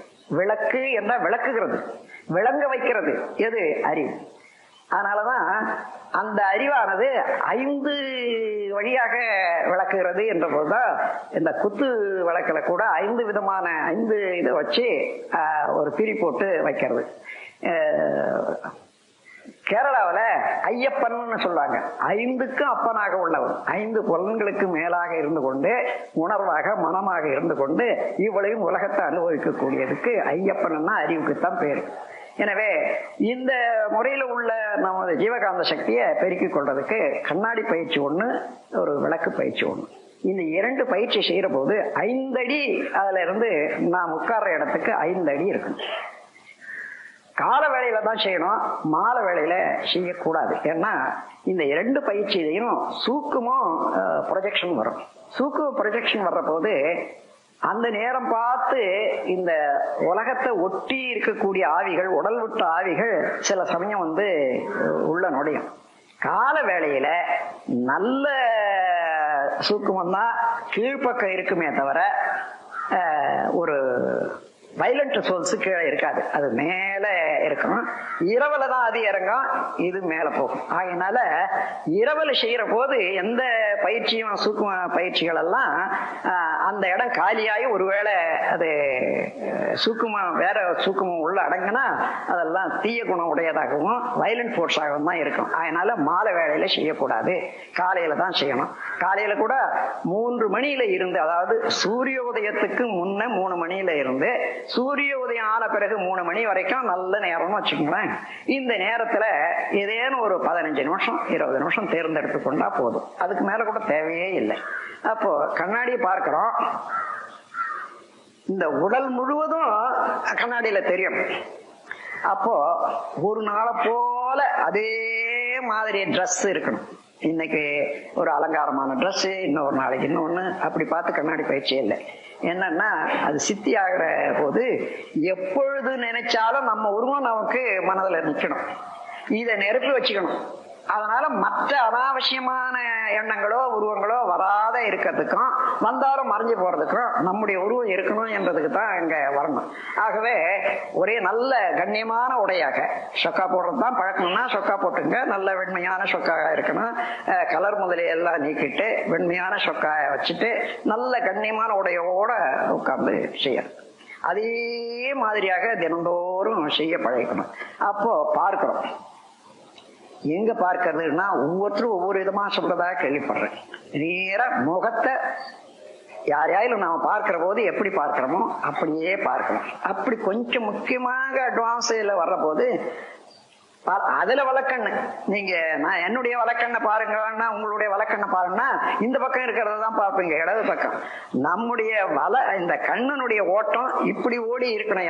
யாரை பார்த்தாலும் அவங்க வழக்கண்ணு மேல படணும். அதற்காக இந்த பயிற்சி செய்யறோம். அப்போ நான் அப்படி பார்க்கணும்னு சொன்னா இந்த பக்கம் இருக்கிறத தான் நமக்கு இடக்கண்ணாதான் இருக்காங்க, இருந்தாலும் இந்த பக்கம் பார்க்கலாம். அப்படி இல்லை, நேராக முகத்தை பார்க்க கொஞ்ச நேரம் உற்று பார்க்கிறோம். பார்க்க பார்க்க பார்க்க பார்க்க அந்த அளவுக்கு முதல்ல ஜீவகாந்த சக்தி, அதாவது மனம் என்ற நிலையில படர்க்க நிலை எய்தி அந்த உருவம் எடுக்குது. எந்த அளவுக்கு இன்டென்சிஃபை ஆகுதோ ஜீவகாந்த சக்தி, அந்த அளவுக்கு உயிர் சக்தி கூடுன்ற பாருங்க. நம்ம சூக்கும சரீரத்துல இருந்து உயிர் சக்தி கண் மூலமாக ப்ரொஜெக்ஷன் ஆகி அந்த சில்வர் கார்டோட அப்படியே கொஞ்சம் கொஞ்சம் கொஞ்சமா அழுத்தம் பெற்றுட்டே வர்றதை பார்க்கலாம். ஒரு ஃபாகி அப்பியரன்ஸ், ஒரு அதாவது மேல போய் பார்த்தா மேகங்கள் இருப்பது போல, பனி மூட்டம் போல அப்படியே வரும். சில சமயம் முழுமையா கூட மறைஞ்சிடும். முழுமையா மறைஞ்சிட்டா நம்முடைய சூக்கும சக்தி முழுவதிலும் நல்ல ப்ரொஜெக்ட் ஆச்சுன்றது அர்த்தம். அதோடு மட்டும் இல்லை, நம்ம கான்சன்ட்ரேஷன் நல்லா இருக்குது. அதேன்னா கொஞ்சம் மனம் அந்தாண்ட போட்டோம்னா இந்த அழுத்தம் ஒரு அளவுல பாருங்க அது கலைஞ்சிடும். அதே தொடர்ந்து இருக்கிறதுக்கு அடையாளம் தான் அந்த கண்ணாடியில அப்படியே தெரியும். அது மறைஞ்சு போச்சுன்னா உடனே கண்ணை கொஞ்சம் சிமிட்டிட்டு மீண்டும் பார்க்க வேண்டியது. அப்படி பார்த்தா 2 நிமிஷத்துக்கு மேல தேவையே இல்லை. முதல்ல பார்க்கிற போது 2 நிமிஷம் பார்த்த பிறகு அதோட இப்படி மூடிடணும். கண்ணுல படக்கூடாது, ஆனா இந்த உள்ளங்கை கண்ணுக்கு நேர்ல இருக்கணும். மூடிடணும். மூடிட்ட பிறகு கண்ணை பார்க்க கூடாது. உடல்ல ஜீவகாந்த சக்தி எப்படி ஓடுது, உயிர் சக்தி எப்படி இருக்குதுன்னுட்டு உடல் முழுவதும் உணர்வாக்கி கொண்டு கவனிக்கணும். அப்பதான் நீங்க கலக்கி விட்ட கலக்கத்துல கொஞ்சம் சக்தி இழந்தும் போச்சு வெளியில பார்த்ததுனால அவைகள்லாம் புதுப்பிக்கிறதுக்கு சக்தி களத்துல இருந்து நமக்கு உடல்ல சப்ளை ஆகும். அது நல்லா தெரியும். நல்லா பாய்ந்து ஊடுருவி நிரம்புறது. எப்படி குடத்துல தண்ணி நிரம்புதோ அதே போல நிரம்புறதே தெரியும். அப்படி 2 நிமிஷம் இருக்கலாம் கண்ணை பொத்தி கொண்டு. ஆனா சிலருக்கு 1 நிமிஷத்துக்குள்ள கையெல்லாம் விட்டு போடும். அதுக்கு என்ன பண்ணணும், ஒரு தலையணியா ஏதோ வச்சுக்கிட்டு அந்த முட்டிக்கு கொஞ்சம் ஒரு ரெஸ்ட் கொடுத்துட்டு செய்யலாம். அப்படி இல்லைன்னா எங்க வலி எடுக்குதோ அந்த இடத்துல விட்டுடணும். அப்படி 3 முறை செய்தா போதும். 3 முறை வேணா 2 நிமிஷம் பார்க்கறது, 2 நிமிஷம் உள்ள உயிரை கவனிக்கிறது என்று சொன்னா மொத்தம் 6 2 12 நிமிஷம் போதுமானது. அதன் பிறகு மீண்டும் கண்ணை திறந்து நம்ம உருவத்தை பார்த்துட்டு அதோட வாழ்த்து கூற வேண்டியதுதான். என்னென்ன நீங்க கற்பனை என்னென்ன வேணுமோ அதையெல்லாம் ஆட்டோ சஜஷனாகவோ அல்லது வாழ்த்தாகவோ கூறி முடிச்சு. இதுதான் கண்ணாடி. அதே போல விளக்கு பார்க்கிறது என்று சொல்றது அதுவும் செய்யலாம். ஆனா கண்ணாடியை போல அவ்வளவு பயனுடையதாகவும் அவ்வளவு ஆற்றல் பெருக்கக்கூடியதாகவும் இருக்காது விளக்கு. நீங்க விளக்கு எப்படி இருக்கணும்னு சொன்னா, இந்த கேண்டல் இருக்குத அது வச்சீங்கன்னா எந்த சின்ன விளக்கா வச்சாலும் கூட பெருசாதான் இருக்கும். அதனால நாம ஒரு 4 5 போட்டு ஒரு திரியா வச்சுட்டு, சின்ன திரியா வச்சு அதுக்குரிய விளக்கு வச்சுக்கலாம். விளக்கெண்ணெய் போட்டுக்கலாம், நெய் போட்டுக்கலாம். அது சிறு தீயா இருக்கும். அது ஆழாத அசையாத இருக்கிறதுக்கு காற்று ரொம்ப வேகம் இல்லாத இடமா பார்த்து வச்சுட்டு, அல்லது அந்த விளக்கு வரைக்கும் ஒரு கவசம் அப்படி போட்டு நாம நேரடியா விளக்கு பார்க்கணும். அந்த அளவை வச்சுட்டு அதே 5 அடி உயரத்துல, அது நீளத்துல உட்கார்ந்து அதை பார்க்கணும் கொஞ்ச நேரம். சிமிட்டாத இருக்க பார்க்கணும். ஆனா எரிச்சல் இருந்ததுன்னா சிமிட்டிக்கலாம். அதனால ஒரு ஸ்டேர் பண்ணி நம்ம கண்ணுக்கு சிரமம் கொடுக்கக்கூடாது. அப்புறம் சிமிட்டி கொள்ளணும், கண்ணை மூடிக்கொண்டு அதே பயிற்சி தான் பார்க்கணும். இப்படி சேர்க்கக்கூடிய சேர்மானம், ஜீவகாந்த சக்தி, அது முடிச்ச பிறகு நீங்க இனிஷியேஷன் கொடுக்கறதுக்கு பழகுறீங்களே, அப்ப நமக்கு கையில இல்லையே வரணும். அதற்காக ஒரு தலையணையை வச்சுக்கொண்டு வலப்புறத்துல இருந்து இடப்புறத்துக்கு வந்து மூடிடுறது. ஏற்கனவே உங்களுக்கு கற்றுக் கொடுத்துருப்பாங்க. இதை கையில சூடு வர்ற வரைக்கும், அந்த இன்டென்சிட்டி அழுத்தம் உணர்வு வர்ற வரைக்கும் பார்த்தீங்கன்னா சரியா. அதை செய்துட்ட பிறகு முடிச்சிடும். அவரை விட்டுவிடக்கூடாது. அதை கையை கொஞ்சம் அப்படி எடுத்து இங்க வச்சோம்னா, இங்க இருந்து திறந்த உடனே ரஷ் ஆகுது பாருங்க. அது இங்க அதே வேகமுடைய ஜீவகாந்த சக்தி தானே. அதனால சிறுக சிறுக சிறுக நின்றுடும். அதை நிக்க ஒரு நிமிஷம் கூட தேவையில்லை, அரை நிமிஷத்திலேயே நின்றுடும். அதன் பிறகு எடுத்துக்கலாம். இந்த பயிற்சி முறையில ஜீவகாந்த பயிற்சி யார் செய்தாலும் கைய விரித்து கொண்டு இருப்பது என்பதை நிறுத்தணும். ஏன்னா இது இந்த விரல்கள் தான் 5 இடத்துல ஜீவகாந்த சக்தி, 4 இடத்துல ஜீவகாந்த சக்தி ஓட்டமாக ஓடக்கூடிய இடம். 1 கை விரல்கள், 2 உதடு, 3 கண்கள், 4 ஜீவ உறுப்புகள், அதாவது மர்ம உறுப்புகள். இந்த 4 இடமும் அடக்கி வைக்கணும் எப்பொழுதும். அதுல கை இப்படியே தான் இருக்கணும். கண்கள்ல வந்து கருத்தோட நம்ம பார்க்கிறோம், இந்த பொருள் என்ன எதுன்னு கருத்தோட உபயோகப்படுத்தணுமே தவிர எப்பொழுதும். இப்ப இந்த சினிமா வந்த பிறகு அல்லது டிவி வந்த பிறகு கண்களை யாருமே ஒரே அளவாக உபயோகப்படுத்துறாங்கன்னு சொல்ல முடியாது. ஒரு சிலர் பார்க்கறதே இல்லை. அவங்க தவிர பார்க்க ஆரம்பிச்சாங்கன்னு சொன்னா அது 5 மணி நேரம் 4 மணி நேரம் கூட ஆகுது. இது எதிர்காலத்துல என்னென்னவோ விளைவுகளை தரத்தக்கதா இருக்குது. ஆனா நல்ல கருத்தாக வாங்கினாலும் பரவாயில்லை. அதுல எந்தெந்த கருத்துக்களையோ போட்டு இப்போ சினிமாவில காண்பிக்கிறாங்க. அதனால வந்து கூடுமான வரையில நல்ல நேரத்துல நல்ல கருத்தோட மாத்திரம் அதை உபயோகப்படுத்திட்டு மற்றெல்லாம் தவிர்க்கணும். ஜீவகாந்த சக்தியை நீங்க பெருக்கணும்னு சொன்னா இந்த சினிமா பார்க்கறதுல அதிகமான அதனுடைய வேகமே, ஒளி வேகமே அதிகம். அதனால அந்த அளவுக்கு நம்முடைய சக்தி அதுவும் மாறி மாறி மாறி மாறி மாறி வருது பாருங்க. அந்த இயக்கம் அவ்வளவு நல்லதல்ல. எனவே இந்த மாதிரி செயல்லையும் ஒழுங்குபடுத்தி கொண்டு இந்த பயிற்சியும் செய்துட்டே வர்ற போது, பயிற்சி செய்து முடிஞ்ச உடனே இதே போல 2 நிமிஷம் பார்க்கறது, 2 நிமிஷம் கண்ணை பொத்திக்கிட்டு இருக்கிறது என்றதை அதிகம் செய்யலாம். இது எல்லாத்த விட கண்ணாடி உங்களுக்கு இருக்குமே ஆனால் 27 இன்ச்சு உயரம், 15 இன்ச்சு அகலம், இதுதான் மினிமம். அது இருந்தாதான் அந்த 5 அடி கப்பால நீங்க உட்கார்ற போது முழுமையாக பார்க்க முடியும். தூய்மையான உடையோட அந்த மாதிரி அந்த கண்ணாடி பயிற்சி செய்தா எந்த இடத்துல போனாலும் சரி, நம்ம தாண்டி ஒரு மைல் வரையில கூட இந்த அலை, நல்ல அலை வீசும். நம்ம எண்ணத்தோட வாழ்க வளமுடன் என்ற வார்த்தையை நிரப்பிக்கொண்டு நல்லதே எண்ணி நல்லதே செய்து இறைநிலை உணர்வோட நாம் இருப்போமே ஆனால் நாம் போற இடமெல்லாம் தூய்மை அடையும் என்றது நிச்சயம். ஏன்னா அந்த அலைக்கு அத்தனை குணங்கள் உண்டு.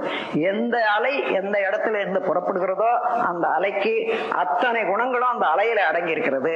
எந்த இடத்துல அது பாய்கிறதோ அத்தனை நற்குணங்களையும் அதை பிரதிபலிக்கும் அந்த இடத்துல. ஆகவே நல்லாரை காண்பதும் நன்றே, நல்லா சொற்கேட்பதும் நன்றே, நல்லார் குணங்கள் உரைப்பதும் நன்றே, அவரோடு இணங்கி இருப்பதும் நன்றே என்ற வார்த்தையெல்லாம் இந்த நல்லவர்கள் அந்த இடத்துல போற போது இந்த கோயிலுக்கெல்லாம் கூட விக்கிரக வழிபாட்டுக்காக போயிட்டு இருக்கிறோம்னு வச்சுங்க. ஆனா விக்கிரக வழிபாடு ஏதோ ஒரு குறைவுபட்டது என்று நினைக்க வேணாம். பக்தி மார்க்கத்துல சிறு குழந்தைகளுக்கும் வயது வர்ற வரைக்கும் உண்மை மெய்யுணர்வு பெறும் வரையில மனதுக்கு ஒரு மனதை வணங்கித்தான், அறிவை வணங்கித்தானே ஆகணும். சிவத்தை கண்டு வணங்குறது அறிவை வணங்குறதா. அந்த அறிவு வணங்குறது எப்படி வணங்குறது தெரியாது. அதனால பெரியவங்க இப்படி ஒரு ஏற்பாடு பண்ணாங்க. ஏதேனும் ஒரு பொருளை பார்த்து அதுக்கு ஒரு மகத்துவம், ஒரு பெருமையை தந்து, புனிதத்தன்மையை தந்து, மனத்தினால உருவத்தாலையும் அழகாக இருக்கணும். அந்த உருவத்தில் உள்ள குணம் கதைகள் இருக்கு பாருங்க. இத அந்த உருவத்தை தியானம் பண்ணா அதை அடைஞ்சா, இதை அடைஞ்சா, இதை அடைஞ்சான்னு கதைகள் இருக்கு. அதனால அது ஷேப் அண்ட் இமேஜ் இந்த மாதிரி எடுக்கிற போது இங்க அறிவால தான் வடிவம் எடுக்கிறீங்க, அறிவால தான் எண்ணங்களை கொள்றீங்க, அந்த அறிவுக்கு தான் பயிற்சி கொடுக்குறீங்க, அறிவை தான் வணங்குறீங்க. தெரிஞ்சோ தெரியாமலோ அறிவை தான் வணங்குறோம். யார் எந்த முறையில கடவுளை நினைச்சாலும் சரி, அவன் அறிவைத்தான் விரித்து வணங்குறானே தவிர அதுக்கு அப்பால இன்னொன்று வணங்கலை என்பதை தெரிந்து கொண்டா எந்த வணக்கமும் யார் எந்த முறையில செய்யக்கூடிய வணக்கம் தவறில்லை என்ற இடத்துல வந்துட்டா இந்த மதபேதம் கூட வராது. ஏன்னா அந்த உண்மை உணர்ந்து கொண்டா அகண்டாகாரமா வணங்குறான், அவன் மனதை விரித்து அகண்டாகாரமாக்கி வணங்குறான், ஒரு எல்லையுடையதாக வணங்குறான். இதுல மனிதனுக்கு 7 சம்பத்துக்கள் உண்டு என்றதை தேவை என்றதை கண்டுபிடிச்சவங்க உருவமைப்பு, குணம், அறிவின் உயர்வு, கீர்த்தி, உடல் வலிவு, சுகம், செல்வம், இந்த 7 சம்பத்துக்கள் இருந்தாதான் வாழ்க்கை வெற்றி பெறும் என்றதை உணர்ந்தவர்கள் இந்த 7 சம்பத்துல 1-2 குறைஞ்சி இருந்தா அதை கூட்டிக் கொள்றதுக்காக வேண்டி அறிவுக்கு அந்த மாதிரி வடிவம், அதாவது பலகீனமா இருக்கிறான், நல்ல ஒரு குண்டோதர மாதிரி நல்ல ஒரு வலிவான ஒரு உருவத்தை வச்சு அப்படியே வழிபட்டுட்டே வர வர வர அதே எண்ணம், அதே உருவம், அதே செயல் ஆக ஆக ஆக அவனுக்கு உண்மையாகவே வலி வந்துடும். அதே போல அறிவு குறைவா இருக்குது. அந்த அறிவு கொடுக்கறதுக்கு உரிய கடவுளாக இப்ப நம்ம நாட்டுல ஏற்படுத்தி வச்சது சரஸ்வதின்னு வச்சுங்க. அதே சரஸ்வதியை வழிபட்டு கம்பர் வழிபட்டாரு, அவருக்கு வழிபட்டாரு, அவ்வளவு நன்மை அடைஞ்சாங்க என்ற எண்ணமும் இருக்குது. அந்த உருவமும் அழகா இருக்குது. அதனால அதை வழிபடுவதனால அது அறிவுக்கு அந்த மாதிரி வடிவம் எடுக்கிறதுனால தவறு இல்லை, அதை வழிபடுறது தவறு இல்லை. ஆனாலும் உண்மை உணர்ந்துட்ட பிறகு அறிவை விரித்து வணங்குவது யாகம், அறிவை ஒடுக்கி வணங்குவது யோகம். யாகத்துல சடங்குகள் அதிகம், செலவு அதிகம், வேஸ்ட் அதிகம். அதாவது 10 போட்டீங்கன்னா 1 கிடைக்கிறது குறைவு. ஆனா யோகத்துல எவ்வளவு நேரம் நின்றாலும் அவ்வளவும் பயனாகும். அதனால யோக நிலையில வந்தா எந்த அறிவை நாம் இதுவரைக்கும் விரித்து வணங்கணுமோ அதே அளவுல ஒடுக்கி இன்னதான் அறிவாக இருக்கிறது. அந்த அறிவு உயிர்ல அடங்கி மையத்துல இருக்குது. அது படக்க நிலையில ஜீவகாந்த சக்தியினால படக்க நிலையை மனமாக இயங்குகிறது. அதனால அந்த மனதை அறிவோட இணைக்கிறேன், அலையை நிலை பொருளாக ஆக்கிறேன் என்ற போது இப்பொழுது உண்மை உணர்வுக்கு போறோம். அதனால அந்த நிலை வர்ற வரைக்கும் அறிவை பத்தி வணங்குறதுக்கு வேற நல்ல வழி வேணும் இல்லையோ. அந்த காலத்துல வீரம் வேணும், அது ஒண்ணுதான் தேவை என்ற போது அந்த பகாசுரம் மாதிரி அதுவா இதுவா ஒரு சூரன்களை போல ஒரு உருவங்களை வச்சு எல்லாம் வணங்கி இருந்து கிராமத்தில் நீங்க போனீங்கன்னா இப்ப கூட பார்க்கலாம். அதெல்லாம் அந்த காலத்துல தேவை. அதுக்கு மேல ஒரு நாகரிகம் வந்த பிறகுதான் அறுமுக கடவுள், சரஸ்வதி, லட்சுமி இந்த மாதிரியான உருவங்கள் எல்லாம் வந்தது. அதனால உருவ வழிபாடு தப்பு இல்லை. ஆனால் நீங்க தன்னிலை அறிந்த மகானாகவே ஆயிட்டீங்கன்னு வச்சுங்க, நீங்க கோயிலுக்கு போலாமான்னா போகணும். அதான் நான் சொல்லுவேன். ஏன்னா உங்களாண்டு இருக்கக்கூடிய ஜீவகாந்த சக்தி நல்ல அலைகள் மக்களுக்கு பரவணும். அங்க ஏற்கனவே பரவி இருக்கக்கூடிய ஜீவகாந்த சக்தி பரவைய ஒரு பேங்க் தான் கோயில்கள். அந்த இடத்துல போய் இந்த கோயிலுக்கு வரக்கூடிய அத்தனை பேரும் நன்மை அடையணும் என்ற எண்ணத்தோட ஒரு 3 சுத்து சுத்திட்டு வந்தா, அதாவது இருப்பு உள்ளவன் பேங்க்ல டெபாசிட் பண்றான், இல்லாதவன் கடன் வாங்கிக்கிறான், அல்லது அதுல அதனுடைய நன்மை அடையலாம். அது போல இருப்பு உள்ளவர்கள் சப்ளை பண்ணி தான் ஆகணும். அதற்காக நீங்க பாத்தீங்கன்னா பெரிய பெரிய மகான்கள் எல்லாம் கூட கோயில்களை சுத்தி வந்தாங்கன்னா இப்ப பாடல் பெற்ற ஸ்தலம்னு சொல்றோம். அவர்கள் எல்லாம் அந்த நல்ல நோக்கத்தோட இங்க வரக்கூடிய மக்கள் எல்லாம் இந்த பயன் அடையணும் என்றுதான் செய்தாங்க. ஆகவே எந்த இடத்துலயும் எந்த செயல்லையும் பக்தி மார்க்கமானாலும் ஞான மார்க்கமானாலும் வாழ்க்கையானாலும் இன்ப துன்பமானாலும் இந்த ஜீவகாந்த சக்தியும் அதனுடைய ஆற்றலும் தெரிந்து கொண்டீர்களே ஆனால் உலகத்தை உணரலாம், உங்களை உணரலாம், சமுதாயத்தை உணரலாம், செயலினுடைய விளைவு உணரலாம், செயலினுடைய விளைவிலேயே இறைவனை காணலாம் என்று கூறி என்னுடைய உரையை முடிக்கிறேன். வாழ்க வளமுடன். அந்த அளவுக்கு மேல இல்லைன்ற போது தானாக சுவிட்ச் ஆஃப் பண்ணிக்கோ நம்ம பாடியை. அதை சென்ட்ரல் நர்வஸ் சிஸ்டம்னு சொல்லுவாங்க. அதை நிறுத்திடும். நிறுத்திட்ட உடனே கண்டால தொடர்ந்து பாத்திரம் இயங்கும். அதனால ஒரு பக்கம் கட் பண்ணிட்ட பிறகு அதுல சேமிக்கிற சக்தி செலவானதை மீட்டு கொண்ட பிறகு அப்புறம் சுவிட்ச் ஆன். எல்லாம் கண்ணு காது மூக்கு எல்லாம் சரியா இருக்குது வேலை செய்யறதுக்கு. அதான் காலையில நாங்கள் எழுந்துக்கிறோம், வேலை செய்யறோம். ஆகவே இவ்வளவும் ஜீவகாந்த சக்தியின் மூலமாக நடைபெறக்கூடிய ஒரு இயக்கத்தை இப்ப நீங்க கண்டுபிடிக்கணும்னா ரொம்ப கஷ்டம் இல்லை. இது நமக்குள்ளாகவே நடக்குது, நம்ம அறிவுக்கு உட்பட்டதாகவே நடக்கிறது. இதை கொண்டே உலகத்தை நிர்ணயிக்க முடியும் என்று கூறி இந்த சக்தியை எப்படி சேமிப்பது, எப்படி செலவழிப்பது என்பதுல சேமித்து செலவழிக்கிறது ரெண்டு வழியில. அதாவது ஒயிட் மேஜிக், பிளாக் மேஜிக்னு சொல்லுவாங்க. பிளாக்னா ஒரு கெட்ட வழியில, அறவழி இல்லாத முறையில செலவு பண்ண போவது அதை பிளாக் மேஜிக்னு சொல்றது. நல்ல வழியில ஆக்கத்துறையில இதை செலவு பண்ற போது ஒயிட் மேஜிக்னு சொல்லுவாங்க. அப்போ இந்த சக்தியை சேகரிக்கிறதுக்கு ஒண்ணு புலனடக்கம் வேணும், அளவு முறை வேணும். தானாகவே கூடிக்கொண்டிருக்கும், வேஸ்டேஜ் இல்லை. அதன் பிறகு இன்னும் சேர்க்கணும்ன்ற போது சேர்க்கணும் என்றதில்லை, அதை சேர்ந்ததை பயன்படுத்தணும் பிறருக்குன்னா எண்ணத்தின் மூலமாக வாழ்த்து, அது நல்லதே எண்ணுதல். ஒருத்தரை நினைச்சு அவர்கள் வாழணும்னு நினைக்கிற போது அவருடைய ஜீவகாந்த சக்திக்கும் நம்முடைய ஜீவகாந்த சக்திக்கும் வான்காந்தத்தின் மூலமாக தொடர்பு வருது. அதனால நீங்க யாரை எண்றீங்களோ அதை அங்க போய் இந்த அலை சேர்ந்து நீங்க என்ன எண்றீங்களோ அந்த அலையில உள்ள கருத்து எதுவோ அந்த கருத்து தான் அங்க போய் பாயும். இங்கேயே கோபமாக ஒருத்தர் அலையை விட்டாங்கன்னா அந்த கோபமாக போய் தான் அங்க தாக்கும். அதே போல ஒரு கெட்ட எண்ணத்தோட விட்டாங்கன்னா அந்த அதே போலதான் வடிவெடுக்கும். அந்த அலைக்கு அந்த குணம் முதல்ல காந்த சக்தியை அலையாக மாத்துற போது அந்த அலையில உள்ள எல்லா குணங்களும் சேர்ந்து அதுல இருக்கும். மீண்டும் அது ஒன்று மேல பாயிற போது அது பாய்ந்து அதே குணங்களை அங்க விருத்தி செய்யும்.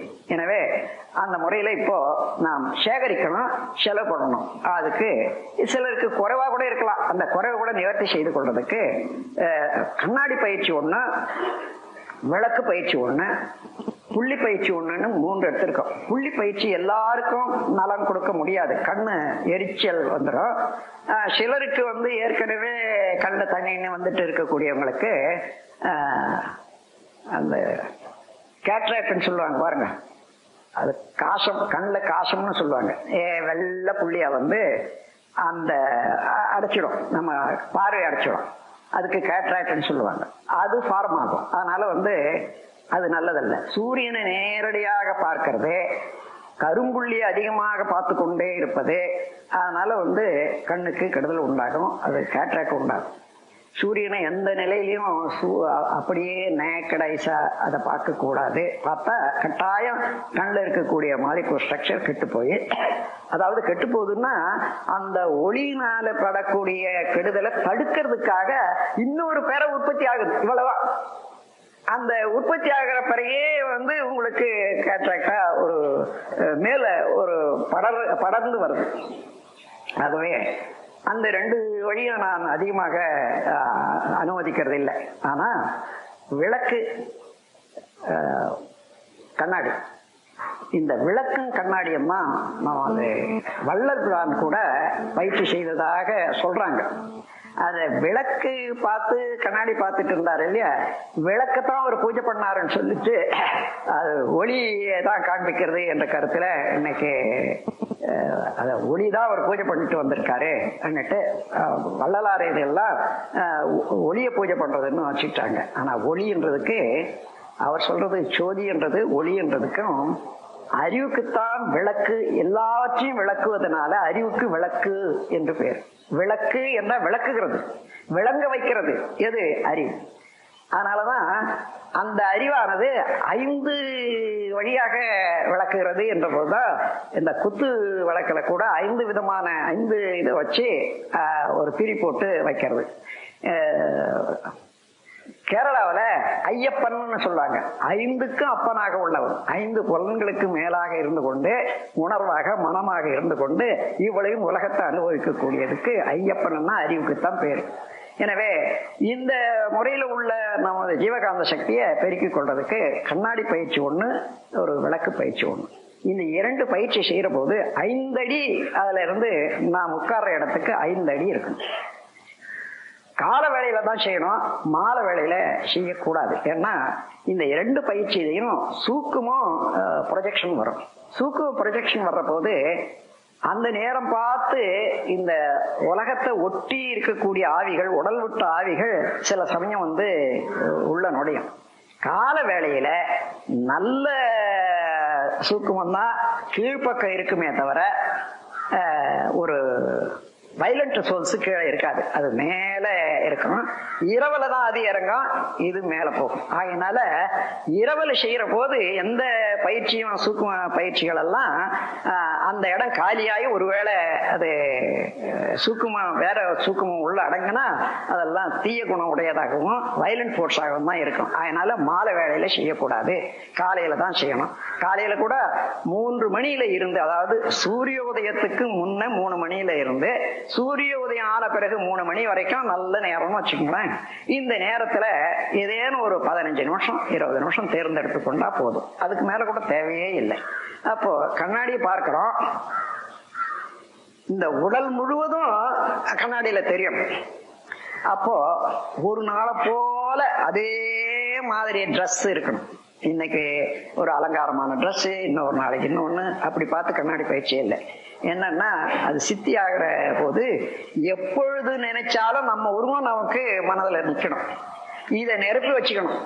அதனால மற்ற அனாவசியமான எண்ணங்களோ உருவங்களோ வராத இருக்கிறதுக்கும் வந்தாலும் மறைஞ்சு போறதுக்கும் நம்முடைய உருவம் இருக்கணும் என்றதுக்கு தான் இங்க வரணும். ஆகவே ஒரே நல்ல கண்ணியமான உடையாக சொக்கா போடுறது தான் பழக்கணும்னா சொக்கா போட்டுங்க, நல்ல வெண்மையான சொக்காக இருக்கணும். கலர் முதலையெல்லாம் நீக்கிட்டு வெண்மையான சொக்காய வச்சுட்டு நல்ல கண்ணியமான உடையோட உட்கார்ந்து செய்யணும். அதே மாதிரியாக தினந்தோறும் செய்ய பழகணும். அப்போ பார்க்கிறோம், எங்க பார்க்கறதுன்னா ஒவ்வொருத்தரும் ஒவ்வொரு விதமா சொல்றதா கேள்விப்படுறேன். நேர முகத்தை யாரையாலும் நாம பார்க்கிற போது எப்படி பார்க்கிறோமோ அப்படியே பார்க்கணும். அப்படி கொஞ்சம் முக்கியமாக அட்வான்ஸ்ல வர்ற போது அதுல வழக்கண்ணு, நீங்க நான் என்னுடைய வழக்கண்ணை பாருங்கன்னா உங்களுடைய வழக்கண்ணை பாருங்கன்னா இந்த பக்கம் இருக்கிறத தான் பார்ப்பீங்க, இடது பக்கம். நம்முடைய இந்த கண்ணனுடைய ஓட்டம் இப்படி ஓடி இருக்கணும். யாரை பார்த்தாலும் அவங்க வழக்கண்ணு மேல படணும். அதற்காக இந்த பயிற்சி செய்யறோம்.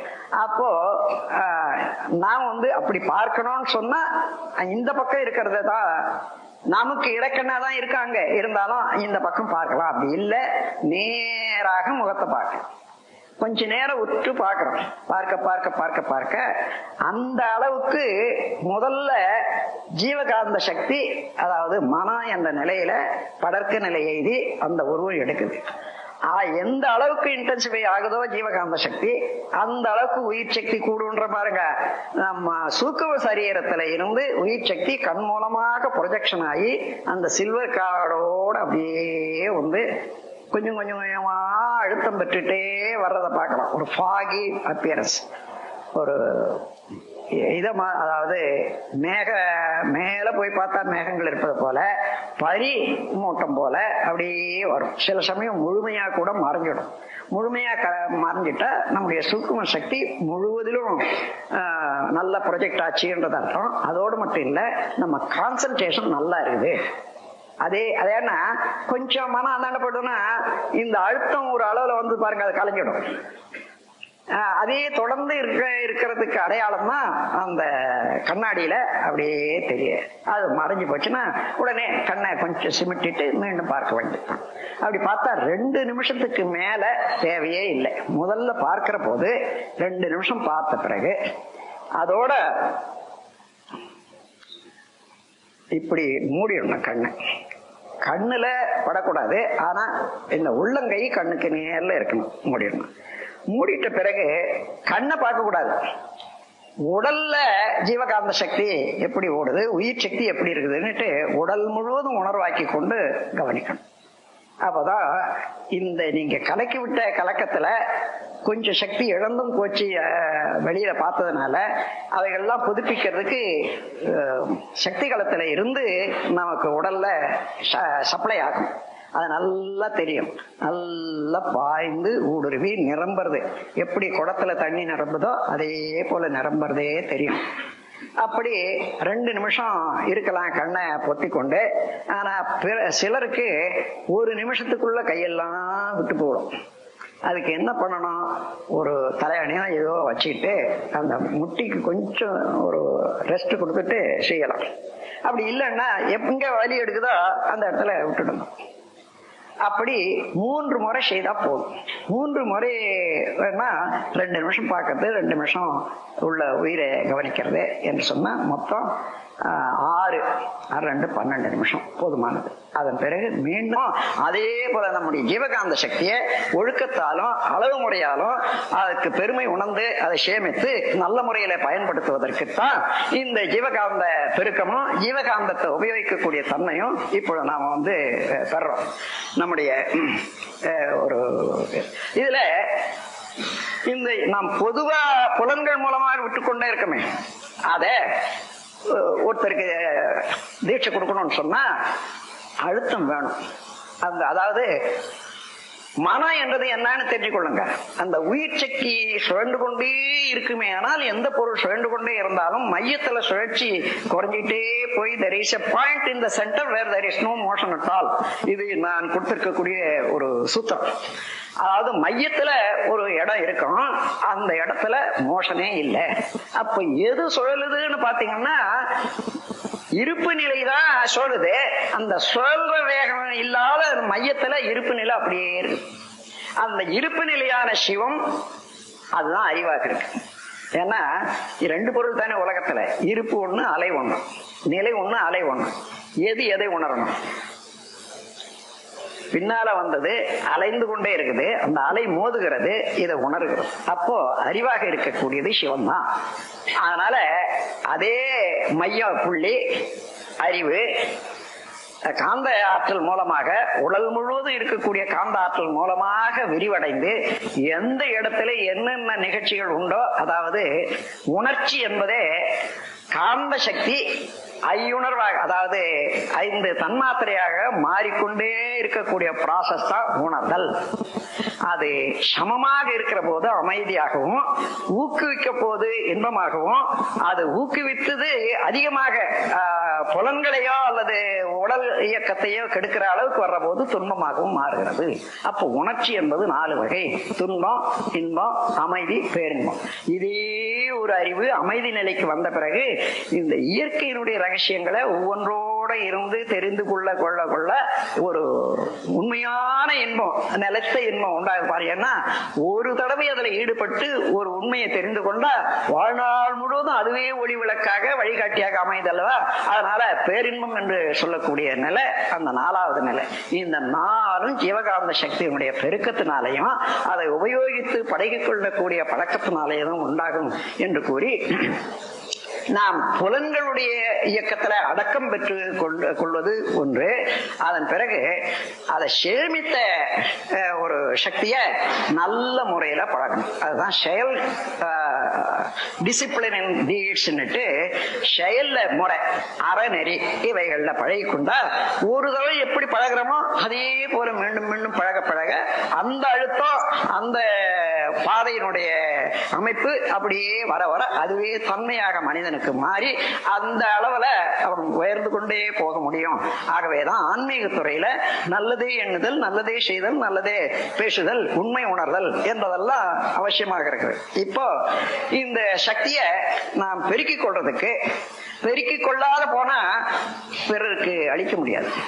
எந்த இடத்துல ஜீவகாந்த சக்தியினுடைய அழுத்தம் வருகிறதோ அந்த இடத்துல உயிர் சக்தியும் சேர்ந்து, அதாவது இணைந்து செயல்படும். அதனாலதான் நீங்க இங்க கொஞ்ச நேரம் நினைச்சு பாருங்க, அங்கேயே ஒரு உணர்வு வரும். அது உயிர் சக்தி அங்க சேருதுன்றது அர்த்தம். அதனால நாம் இந்த இடத்த மற்ற இடங்கள்ல எல்லாம் அது மாதிரி அதிகமா சேர்ந்தா மின்சக்தி மின்குறுக்கு உண்டாகும். மின்குறுக்கு உண்டாகாத இடங்கள் எதுவோ அதான் எண்டோக்ரைன் கிளாண்ட்ஸ். ஏன்னா அங்க விந்து சக்தியினுடைய ஆற்றலை போல அதே போன்று ஒரு திரவம் உற்பத்தி ஆகி அந்த மின்சக்தியாக மாறாத ஓரளவுக்கு பாதுகாக்கக்கூடியது. அதுக்கு மேல போனா எங்க எல்லா இடத்துலயும் ஷார்ட் சர்க்யூட் வரும். அந்த ஷார்ட் சர்க்யூட் வராத இடமாக இருந்து ஒவ்வொரு சென்டராக எடுத்துட்டு போய் அப்புறம் இங்க வைக்கிறோம். முதல்ல இங்க வச்சுட்டு அதுக்கப்புறம் இங்க எல்லாம் பழகினா தொந்தரவு இல்லை. அப்படி இல்லை, இங்க ஒவ்வொரு இதுவா கீழ் பக்கத்துல உள்ள எண்டோக்ரைன் கிளாண்ட்ல வைக்கிற போது அங்கிருந்து ஏற முடியாத தேக்கம் வந்து அங்க வந்து ஷார்ட் சர்க்யூட் வரும். ரொம்ப பேர் அவஸ்தைப்படுறாங்க பாருங்க. அதான் அதை விட நேரடியாக இங்க வந்துட்ட பிறகு அதுக்கப்புறம் பைபாஸ் இது. அதன் பிறகு மீண்டும் நாம வந்து மற்ற எண்டோக்ரைன் கிளாண்ட்ல தவறு செய்யறோம். இந்த ஆதாரம் என்பது வேற ஒண்ணும் இல்லை, எண்டோக்ரைன் கிளாண்ட் தான்றத மனசுல வச்சுங்க. மூலாதாரம், அதாவது செக்ஸ் கிளாண்டு. அதுக்கப்புறம் அதுக்கு கிளாண்ட் இல்லை, இருந்தாலும் சுவாதிஷ்டானம் மணிப்பூரகத்துக்கும் அதுக்கும் மையத்துல வச்சு அதை செய்யற போது இந்த ஸ்பிளீன், லிவர் இவைகளுக்கெல்லாம் கலப்புறது என்றதை சொல்றாங்க. ஆனாலும் நாம் அது நேரடியாக உணர முடியல. இங்க மணிப்பூரகத்துல வந்தா நல்லா உணர்றோம். அதான் அட்ரீனல் கிளாண்டுன்னு பேர் வச்சிருக்காங்க. இங்க தைமஸ் கிளாண்டுன்னு சொல்றது ஹார்ட் சென்டர் என்றது ஹார்ட், அதாவது இருதயம் அல்ல, அதாவது ஒரு சென்டர் பாயிண்ட். முக்கியமான பொருளுக்கு ஹார்ட்னு ஒரு மொழி வழக்கு, இருதயம்னுட்டு. அதாவது அந்த ஹார்ட் ஆஃப் த சிட்டி சொன்னா அந்த ஒரு நகரத்துக்கு நல்ல மையம், முக்கியமான இடம்ன்றது தான் அது. இந்த ஹார்ட் மேலேயே அதனால தவறு செய்வாங்க. ரொம்ப பேர் கஷ்டப்படுறதை நான் பார்த்துட்டு இருக்கேன். அதுக்கப்புறம் ரிலீஸ் பண்ணேன். இங்க அதாவது தொண்டையிலிருந்து கீழே ஒரு 4 இன்ச்சு தள்ளி கீழே தள்ளி பார்த்தீங்கன்னா அதுதான் தைமஸ் கிளாண்ட் இருப்பு. அதுதான் ஹார்ட் சென்டர். ஏன்னா தைமஸ் கிளாண்ட நீங்க மெடிடேஷன் பண்ற போது இன்ட்யூட்டிவ் நாலேஜ், ஒரு சயின்டிபிக் இன்ஃபர்மேஷன்ஸ், இன்ட்யூஷன்ஸ், தைரியம், இவைகளெல்லாம் கொடுக்கக்கூடிய இடமாக இதை கருதுவதனால அதுதான் ஹார்ட் சென்டர்னு சொல்றது. அந்த மாதிரி இந்த இப்ப இது இயற்கை எப்படின்னா, கீழே மூலாதாரத்துல வந்து உயிர் சக்தி சேர்ந்து அங்க அதிகமான இயக்கத்தை கொண்டு ஜீவகாந்த சக்தி உற்பத்திக்கு அதான் இடமாக இருக்கு. அது உடல் முழுவதும் பரவுறதுக்கு ஒரு காவா வேணுமே, அதான் நரம்பு திட்டம், நர்வஸ் சிஸ்டம். அப்படி வர்ற போது இப்போ ஒரு இடத்துல எலக்ட்ரிசிட்டி உற்பத்தி ஆகுது, அது போய் சேர்றதுக்கு ஒரு 100 மைல் இருக்குதுன்னு சொன்னா அதுக்குள்ள தொங்கி போகும். எவ்வளவு வேகம் வந்தாலும் இங்க கொடுக்கறதுக்கு அங்க கொடுக்கறதுக்கும் தொங்கி போகும். அப்படி தொங்காத, தோய்வில்லாத அந்த எந்த இடத்துல சேர்ந்து மீண்டும் ஒரே சீராக ஓட செய்வதற்கு டிரான்ஸ்பார்ம் ஒண்ணு வைக்கிறோம் பாருங்க எலக்ட்ரிசிட்டியில. அதே போல இறைவன் கொடுத்த டிரான்ஸ்பார்ம் தான் எண்டோக்ரைன் கிளாண்ட்ஸ். அது ஒவ்வொரு இடத்துலயும் நிறுத்தி அது கெட்டு போகாத அளவுக்கு இது வரையில கொண்டு வந்து பிச்சுட்டரி பினியல் வரைக்கும் கொண்டு வந்து சேர்த்து அதுல இருந்து உடல் முழுவதும் பரவ செய்யக்கூடிய ஒரு ஏற்பாடு உடல்ல நடந்துட்டு இருக்குது. இப்ப இதை தெரிந்து கொண்டு இப்ப இத முக்கியமாக நாம் வந்து புலன்களுடைய ஒரு இயக்கத்தை ஒரு ஒழுங்குபடுத்திக்கணும். புலன் இன்பம் வேண்டான்றதில்லை, எல்லாம் அனுபவிக்கலாம். சுவையை அனுபவிக்கலாம்,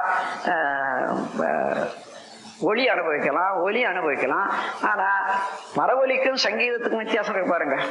சங்கீதத்தினால ஒரு இனிமையான முறையில சர்ப்ளஸா இருக்கக்கூடிய, சில சமயம் சர்ப்ளஸா வரும், அதை வெளியேற்றி அது உடலுக்கும் இன்பம் மனதுக்கும் இன்பம் கொடுக்குது. ஆனா அதுவே பரமோளம் அடிக்கிறாங்க, கொஞ்ச நேரம் ஒத்து கேட்டோம்னா என்ன ஆகும், அதிர்வெடி போடுறாங்க, என்ன ஆகும், அந்த மாதிரி அத மாலிகுலர் ஸ்ட்ரக்சர் இருக்குதே அதையே பிளவுபடுத்தி விடும். அந்த சத்தமானது அது அங்க இருக்கக்கூடிய ஒரு அணுக்கள் இயக்க வேகம் அதிகரிக்க அதிகரிக்க இடைவெளி அதிகரிக்க அதை டேமேஜ் பண்ணிடும் அதிகமா போன. அதனால அதை ஊக்கி விடுறது இன்பம், அதை அக்சலரேஷன் என்பது இன்பம், அக்ரவேஷன் என்றால் துன்பம். அந்த மாதிரி இல்லாத அளவு முறை புலன் அளவுல அனுபவிக்கிற போது அளவும் முறையும் தெரிந்து கொண்டு அனுபவிச்சோம்னா ஜீவகாந்த சக்தி எப்பொழுதும் போகாத பார்த்துக்கலாம். ஒரு பைபிள்ல ஒரு கொட்டேஷன் இருக்குது, அதை எடுத்து எழுதியிருக்காங்க ஒரு இடத்துல. நீ என்னதான் இந்த உலகத்தையே உன்னதாக்கி கொண்டாலும் கூட உயிர் சக்தியை இழந்து விட்டு நீ என்ன காணப்போகிறாய், இவ்வளவுதான்.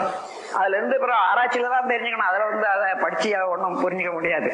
அது மாதிரி என்ன, இந்த உயிரினுடைய ஆற்றலும் இழந்துட்ட பிறகு அப்புறம் என்ன இருக்குது, அதை பாதுகாக்கணும் என்பதற்காக சொல்றாங்க. எனவே இந்த ஐயுணர்வின் பயம் ஏற்ற அறிவு ஏற்ற பயிற்சுமையை மெய்யுணர்வு பெற்று ஆட்சி மிக எளிதில் கழித்திடலாம் என்று ஒரு இடத்துல கொடுத்திருக்கேன். இந்த ஐயுணர்வின் மூலமாக அதிகமாக செலவு பண்ணி அது மீண்டும் நம்ம உடல்ல ஜீவகாந்த சக்தி உற்பத்தி ஆகிற போது எந்த வழியில எந்த கருவி மூலமா செலவு செய்தோம்னா அங்கேயே அதே ஓட்டத்துல அங்கதான் தேங்கி நிற்கும் ஓடுறது. நாக்கிலேயே எது ஆயிலும் சுவையை சாப்பிட்டு பழகிட்டோம்னு வச்சுங்க, அப்படியே செலவழிச்சு பழகிட்டோம். இப்போ மீண்டும் உற்பத்தி ஆகிற போது நாக்கில திணிவு பெற்று துடிக்கும், ஆயிலும் சாப்பிடணும்ன்ற எண்ணத்தையும் உண்டு பண்ணோம். அப்போ சாப்பிட அந்த வெளியாகி அப்போ ஒரு திருப்தியா இருக்கு. ஆனா என்ன, திருப்தி என்பது வயிறு நிரம்புறதுக்கு அதுக்கும் சம்பந்தமே இல்லை. அதாவது இது அந்த திருப்தி என்பது நாக்குக்கோ புலன்களுக்கு ஏற்படாது. எப்ப ஏற்படும்னு கேட்டீங்கன்னா, அதிகமா போய் அணுக்கூட்ட நெருக்கல் ஏற்பட்டு அங்க ஷார்ட் சர்க்யூட் நாக்கெல்லாம் எரியுதையா, இது மாதிரி சாப்பிடக்கூடாது. அது வரைக்குமே உடம்பு கட்டு போற அளவுக்கு உள்ள வாங்கிக்கும். அதனால இந்த புலன் அடக்கம் என்பது வேற ஒண்ணும் இல்லை, அடியோட ஐந்தவித்தான் ஆற்றல் என்ற ஒரு கவி என்னன்னா, அளவுதான், அது அடியோட நிறுத்திட முடியாது. எப்பவும் உயிர் இருக்கிற வரையில, உயிர்ச்சூழல் இருக்கிற வரையில ஜீவகாந்த சக்தி பெருக்கம் இருக்கும், ஐயுணர்வு இயக்கத்துலதான் இருக்கும். அதை அடக்கிட முடியாது. அதை செயலற்றதாக ஆக்கிற போது தானாகவே இந்த தூக்கம் வர்ற போது உடல் இயக்கத்துக்கு வேண்டிய சக்திக்கு மாத்திரம்தான் போதும். விரைவு சக்தியாக இருக்கிறது, விண்ணாக இருக்கிறது, அதுதான் மூலக்கூறு. அது தற்றுழல்னால, அதாவது எல்லா புறமும் அந்த சிவநிலையை அழுத்தி கொண்டு இருப்பதனால ஒவ்வொரு அணுவும் தற்றுழல் தானே வேகமாக சுழல வேண்டிய ஒரு இயல்பு ஏற்பட்டு போச்சு. இல்லையானா அதுக்கு எங்க இருந்து சக்தி வரும் தொடர்ந்து இயங்குவதற்கு? அதை சுத்தி இருக்கக்கூடிய பிரம்மம் எல்லாம் வல்ல முழு முதற் பொருள் அழுத்தி கொண்டே இருப்பதனால அது தற்றுழலாக மாறி, அந்த தற்றுழல்ல இருந்து வரக்கூடிய அலை இருக்குதே எங்க போகும்? இப்போ அது இருப்பு நிலையில தான் சேரணும், சுத்தி இருக்கக்கூடிய வெளியில தான் சேரணும். அப்படி சேர்ற போது வெளி என்பது இருப்பு நிலை, ஸ்டாட்டிக் ஸ்டேட் என்று ஆங்கிலத்துல சொல்லக்கூடியது. ஸ்டாட்டிக் ஸ்டேட்டும் இப்போ டைனமிக் போர்ஸும் இரண்டு சேர்ந்து அலைக்கு டைனமிக் போர்ஸ் சொல்றோம். இந்த இரண்டு சேர்ந்த மேக்னட்டிசம், வேற ஒண்ணு இல்லை. இந்த விஞ்ஞான காலத்துல இதை உணர்ந்து கொள்றதுக்கு சாதாரண சின்ன பிள்ளைக்கு கூட தெரியும், எல்லாரும் தெரிஞ்சு கொள்ளலாம். அதாவது இருப்பு நிலையாக உள்ளது சுத்த வெளி, அந்த வெளியில இருந்து ஒரு துண்டுபட்ட, அதாவது உள்ளடங்கி இருந்த ஆற்றலால அதிலேயே ஒரு சிறு துண்டு இயங்க ஆரம்பிக்கிற போது ஒரு சுழற்சியாக ஆரம்பிச்சது. அப்போ விண் என்பது வேறொன்றும் இல்லை, இருப்பு நிலையாக சிவத்தினுடைய நுண்பகுதி இயக்க ஆற்றல், அப்படிதான் வச்சுக்கணும். அப்போ சக்தி வேறு சிவம் வேறு இல்லைன்னு கேள்விப்பட்டிருக்கோம், ஆனா அது விளக்கம் வராது இருந்தா இன்னைக்கு அதை விளங்கி கொள்ளுங்க. அப்போ அப்படி சுழற்சியினால வேகமாக சுழல்ற போது என்ன ஆகுது, அது அந்த விரிவு அலை என்று, அதாவது அந்த சுழற்சியில ஒரு வால்யூம் நிக்குது பாருங்க, ஒரு நிரந்தரமாக அந்த வால்யூம் நிக்கிறது ஒளி சுவைமான இவைகளை தடுக்கும், ரிஃப்ளெக்ட் பண்ணும். அது வரைக்கும் தான் சுழல் அலை. அதுக்கு மேல அந்த அலை விரிகிற போது விரிவு அலையாக மாறி அந்த விரிவு அலை எல்லையற்ற விரிஞ்சிட்டே இருக்குது பிரபஞ்சத்துல. அந்த அலை இருப்பு நிலையோட சேர்ற போது அது காந்தமாயிடுது. எந்தெந்த இடத்துல காந்தம் அழுத்தம் அதிகமாக பெறுகிறதோ அது சமநிலை அடைவதற்கு விரிகிற போது அழுத்தமாக அடுத்தபடி ஒலி ஒளியாக, சுவை மணமாக.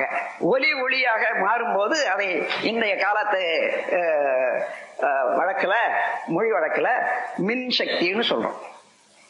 எங்கு ஒளியாக மாறுகிறதோ காந்தம், அந்த இடத்துல அந்த ப்ராசஸ் எலக்ட்ரிசிட்டி, மின் சக்தி. இப்போ ஒளியும் புறப்படுற போதே கலந்து போகுது. எங்க இருந்து புறப்பட்டது? அலையிலிருந்து புறப்படுறது. அலையிலிருந்து புறப்பட்டா எது வாங்கிக்க முடியும்? நிலைதான் வாங்கிக்க முடியும். அதனால உடனே அதை அப்சார்ப் பண்ணி சுத்த வெளியில கலந்து மறைஞ்சு போகுது ஒளியும். அது விரிவாக இருக்க இடத்துல சரி. ஆனா பருப்பொருள்ல, அதாவது நீர்லயும் மாசு கெட்டி பொருள்லையும் என்ன ஆகும்னா, உடனே விரிந்து செயல்பட முடியாத, ஏன்னா கோடான கோடி அணுக்கள் இணைந்த இடமாச்ச, அது ரிஃப்ளெக்ஷன். அது clash, reflection, refraction, penetration, interaction என்ற இந்த 5 வகையான ஆற்றல் மூலமாக அந்த அலை திருப்பி திருப்பி திருப்பி திருப்பி ஒன்றாக அதை அடிக்க அதுல இருந்து சுவையும் மனமுமாக மாறி போகுது. அதுவேதான் சுவை மனமாக மாறக்கூடியது. நீர்ல சுவையும், நிலத்துல மனம், கெட்டி பொருள்ல மனமாகவும் நீர் பொருள்ல சுவையாகவும் மாறுறதுனால அதை இந்த இரண்டையும் ரசாயனம்னு சொல்றோம். ரசம்னா சுவைன்னு பேரு, அயனம்னா மாற்றம், உற்பத்தி. அப்படி அப்ப ரசாயனம்னு சொல்றோம். ரசாயனம் என்று இது 3வது கட்டம். முதல்ல அழுத்தத்துல பிரஷர், அதாவது புல்லிங், புஷிங், ஆகர்ஷணம், பிரதிகர்ஷணம், இதெல்லாம் முதல் கட்டம். அதுக்கு மேலாக எந்த பொருளையும் அழுத்திக் கொண்டே இருந்தீங்கன்னா சத்தம் தான் வரும்.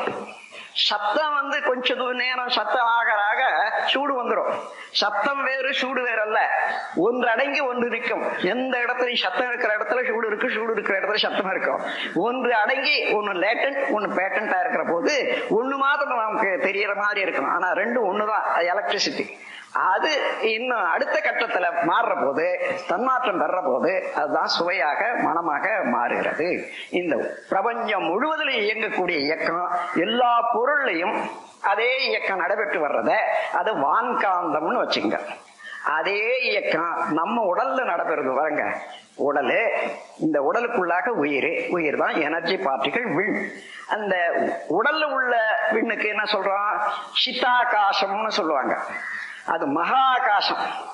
இங்க சித்தாகாசம், சித்தமாக இருக்கக்கூடிய, சித்தம்னா உயிராக இருக்கக்கூடிய ஆகாசம் என்பதுதான் இந்த விண்ணுக்கு இங்க இருக்கக்கூடிய விண். அப்ப இதனுடைய சுழற்சியினால வரக்கூடிய அலை இந்த உடல்ல இருக்கக்கூடிய சுத்த வெளியில கலந்து அது காந்த சக்தியாக மாறுற போது, இது உயிர் சக்தியில இருந்து வந்த அலை காந்தமாக மாறுறதுனால உயிர் காந்தம், ஜீவ காந்தம், பயோ மேக்னட்டிசம் சொல்றேன். இந்த பயோ மேக்னட்டிசம் உடல் முழுவதிலும் ஃபுல்லா இருக்கணும். நமக்கு போதிய அளவு இருந்தாதான் அந்த கன்வர்ஷன், அதனுடைய மாற்றம் இவைகளால உடல்ல நாம் சாப்பிடுற சாப்பாடு அதை மாற்றி அமைக்கிறதுக்கு, அதாவது ரச, ரத்த, மாம்சம், மேதை, அஸ்தி, மஜ்ஜை, சுக்கிலம் என்ற 7 தாதுக்களா மாற்றுவதற்கும், அதை மீண்டும் மீண்டும் மீண்டும் மீண்டும் அது சென்று போன, கழிந்து போனவற்றுக்கு மீண்டும் புதுப்பிக்கிறதுக்கும் எல்லா வேலையும், உடல் இயக்கத்தை எல்லாம் சேர்த்து மெட்டபாலிக் ரொட்டேன்னு சொல்லுவாங்க. எல்லா வேலையும் செய்யறதுக்கு ஒரு சக்தி வேணுமே இல்லையா? அதுதான் ஜீவகாந்தம்.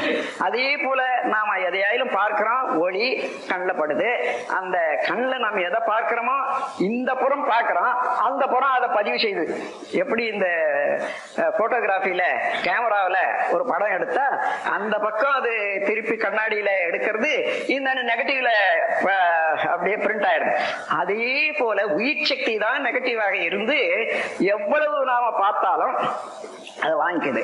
அதுக்கு மையத்துல அங்க இருந்து இத ஒளிய வாங்கி அதை காந்த சக்தியாக மாற்றி அங்க அழுத்தமாக அணைச்சி அதுல உயிர் சக்தியில பதிவு. இந்த வேலை பிரெயின் செல்ஸ், மூளையினுடைய செல்கள் தான் இதை மாற்றி அமைக்கக்கூடிய தன்மை. அதாவது அதே போல அது பதிவு அலையாக மறுபடியும் வர்ற போது அந்த அலையில உள்ள கேரக்டர் என்ன? அது ஒளியினால வந்த அலையா, அல்லது சுவையினால வந்த அலையா, அல்லது கருத்தாக வந்த அலையா, அதே அலை திரும்பி வர்ற போது அதே தன்மையதாக மாற்றி காட்டுது பாருங்க. அதான் எண்ணம். சும்மா உட்கார்ந்து இருந்தா அந்த அலைதான் அங்கிருந்து உயிர் சக்தியில இருந்து வருது. ஆனா பிரெயின் செல்ஸ் அதை எத்தகைய கேரக்டர், அதுல இருந்து என்ன தெரியுது, எந்த அலையா இருந்தாலும் அது கண்ணுக்கு தெரியாது, அதுல எப்படி பதிவுன்னு எண்ண வேண்டாம். அந்த அலையில எல்லா விதமான பதிவுகளும் அடங்கி இருக்கிறது. அது உதாரணம் எப்படி எடுக்கலாம்? இப்போ லண்டன்ல ஒரு மீட்டிங் நடக்குது, டிவி ஷோல எடுக்கிறாங்க. அங்க கலர் இருக்குது, உருவம் இருக்குது, பேச்சு இருக்குது, எல்லாம் இருக்குது. ஆனா எடுத்துட்ட பிறகு அங்க இருந்து ஒரு குறிப்பிட்ட வேவ் லெங்த் வச்சு அனுப்புற போது இங்க இந்தியாவில் ஒரு 1000 டிவி பெட்டி இருக்கு. எல்லா பெட்டியிலையும் அந்த கலரு, அந்த உருவம் எல்லாம் இருக்குது இல்லையா? ஆனா அங்க அனுப்புற இடத்துக்கு இங்க வந்து சேர்ந்த இடத்துக்கு மத்தியில என்ன இருக்குது சொல்லுங்க பார்க்கலாம். அலைதான் பிரபஞ்ச காந்த அலை என்னட்டு ஏற்கனவே நிரம்பி இருக்கக்கூடியது. அதாவது விண்ணுடைய சுழனால ஏற்பட்டது, இருப்பு நிலையாக உள்ள சுத்த வெளியில காந்தமாக இருக்கிறது. வான்காந்தம் நிறைய இருக்கிறது. அந்த வான்காந்தம் இந்த டேங்க் தான் நம்ம பிரபஞ்சமே. அதுல எந்த மூலையில எது தொட்டாலும் அதே இயக்கத்துக்கு ரெஸ்பாண்ட் பண்றதுக்கு எந்த பொருளுக்கும் அணு முதல் கொண்டு அண்டையராக எல்லா பொருளுக்கும் ரிஃப்ளெக்ஷன் இருக்கு.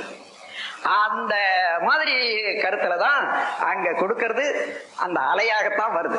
அந்த அலை இங்க மோதன உடனே அந்த அலையில என்னென்ன கேரக்டர் இருக்குது, ஒளிய வாங்குச்சு, கலர் ஆச்சு, அதுல இந்த சத்தம் ஆச்சு, அவ்வளவும் கரெக்டா அங்க என்னென்ன இருக்குதோ அதே போல உள்ளத நிலை பொருளாக காந்தமாக மாற்றி மீண்டும் அதே காந்தம் வெளியில வர்ற போது அத்தனை குவாலிட்டியோட வெளியில வருது. அதை பார்க்கிற போதுதான் எப்படி நாம நினைவுல அலை மூலமாகவே நினைவுல ஒரு காட்சி, என்னைக்கோ பார்த்த காட்சியை அப்படியே பார்க்கிறோமே. எப்படி பார்க்கிறோம்?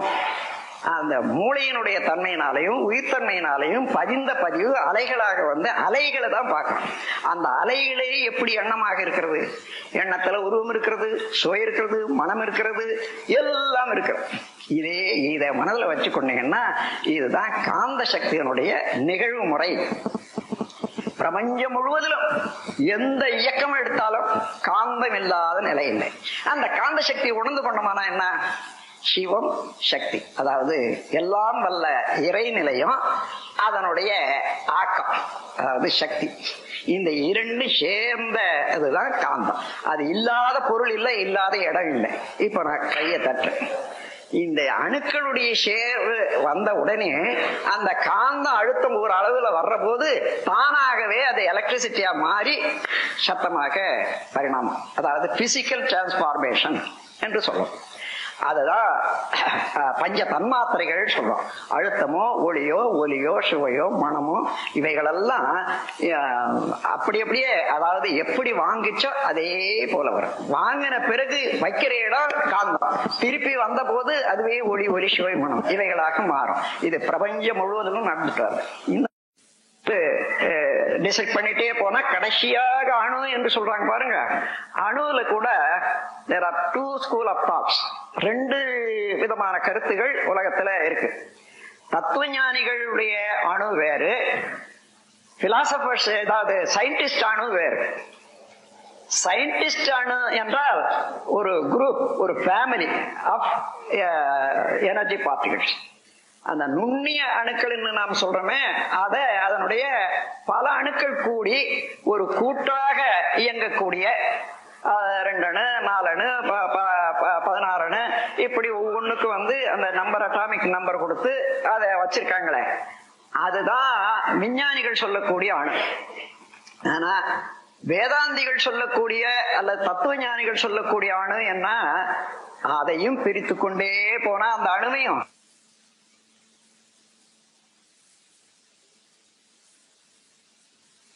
சொல்றாங்க. அணு என்றால் என்னன்னா நுண்ணிய மூலக்கூறு. ஆனா சேர்ந்து இயங்கக்கூடிய 10-15 சேர்ந்து இயங்கக்கூடிய நுண்ணிய மூலக்கூறாக இருக்க முடியாதது. அதான் வித்தியாசம் விஞ்ஞானத்துக்கும் விஞ்ஞானத்துக்கும். அதுதான் விண் என்று சொல்லக்கூடியது. விண்ணை பற்றி அறிந்த ஞானி தான் விஞ்ஞானி. விஞ்ஞானம் என்று நம் மொழி வழக்கில் வந்தது. இப்ப கூட அறிவியல்னு சொல்றோம். அறிவியல் விஞ்ஞானம் அல்ல, விண்ணியல் தான் விஞ்ஞானம். அறிவியல் என்ற தத்துவம் தான். அறிவை பற்றி அறிந்து கொள்றது தான் அறிவியல், விண்ணை பற்றி அறிந்து கொள்றதுதான் விஞ்ஞானம், விண்ணியல். விண்ணியல அறிவியல் என்று நாம் சொல்லி வழக்கில் வந்துடுது. அதாவது உங்களுக்கு வித்தியாசம் தெரிஞ்சு கொள்றதுக்காக சொல்றேன். அதுல நமக்கு மனித குலத்துக்கு தொன்று தொட்டு வரக்கூடிய அந்த கல்ச்சுரல் வேல்யூ, பண்பாடு,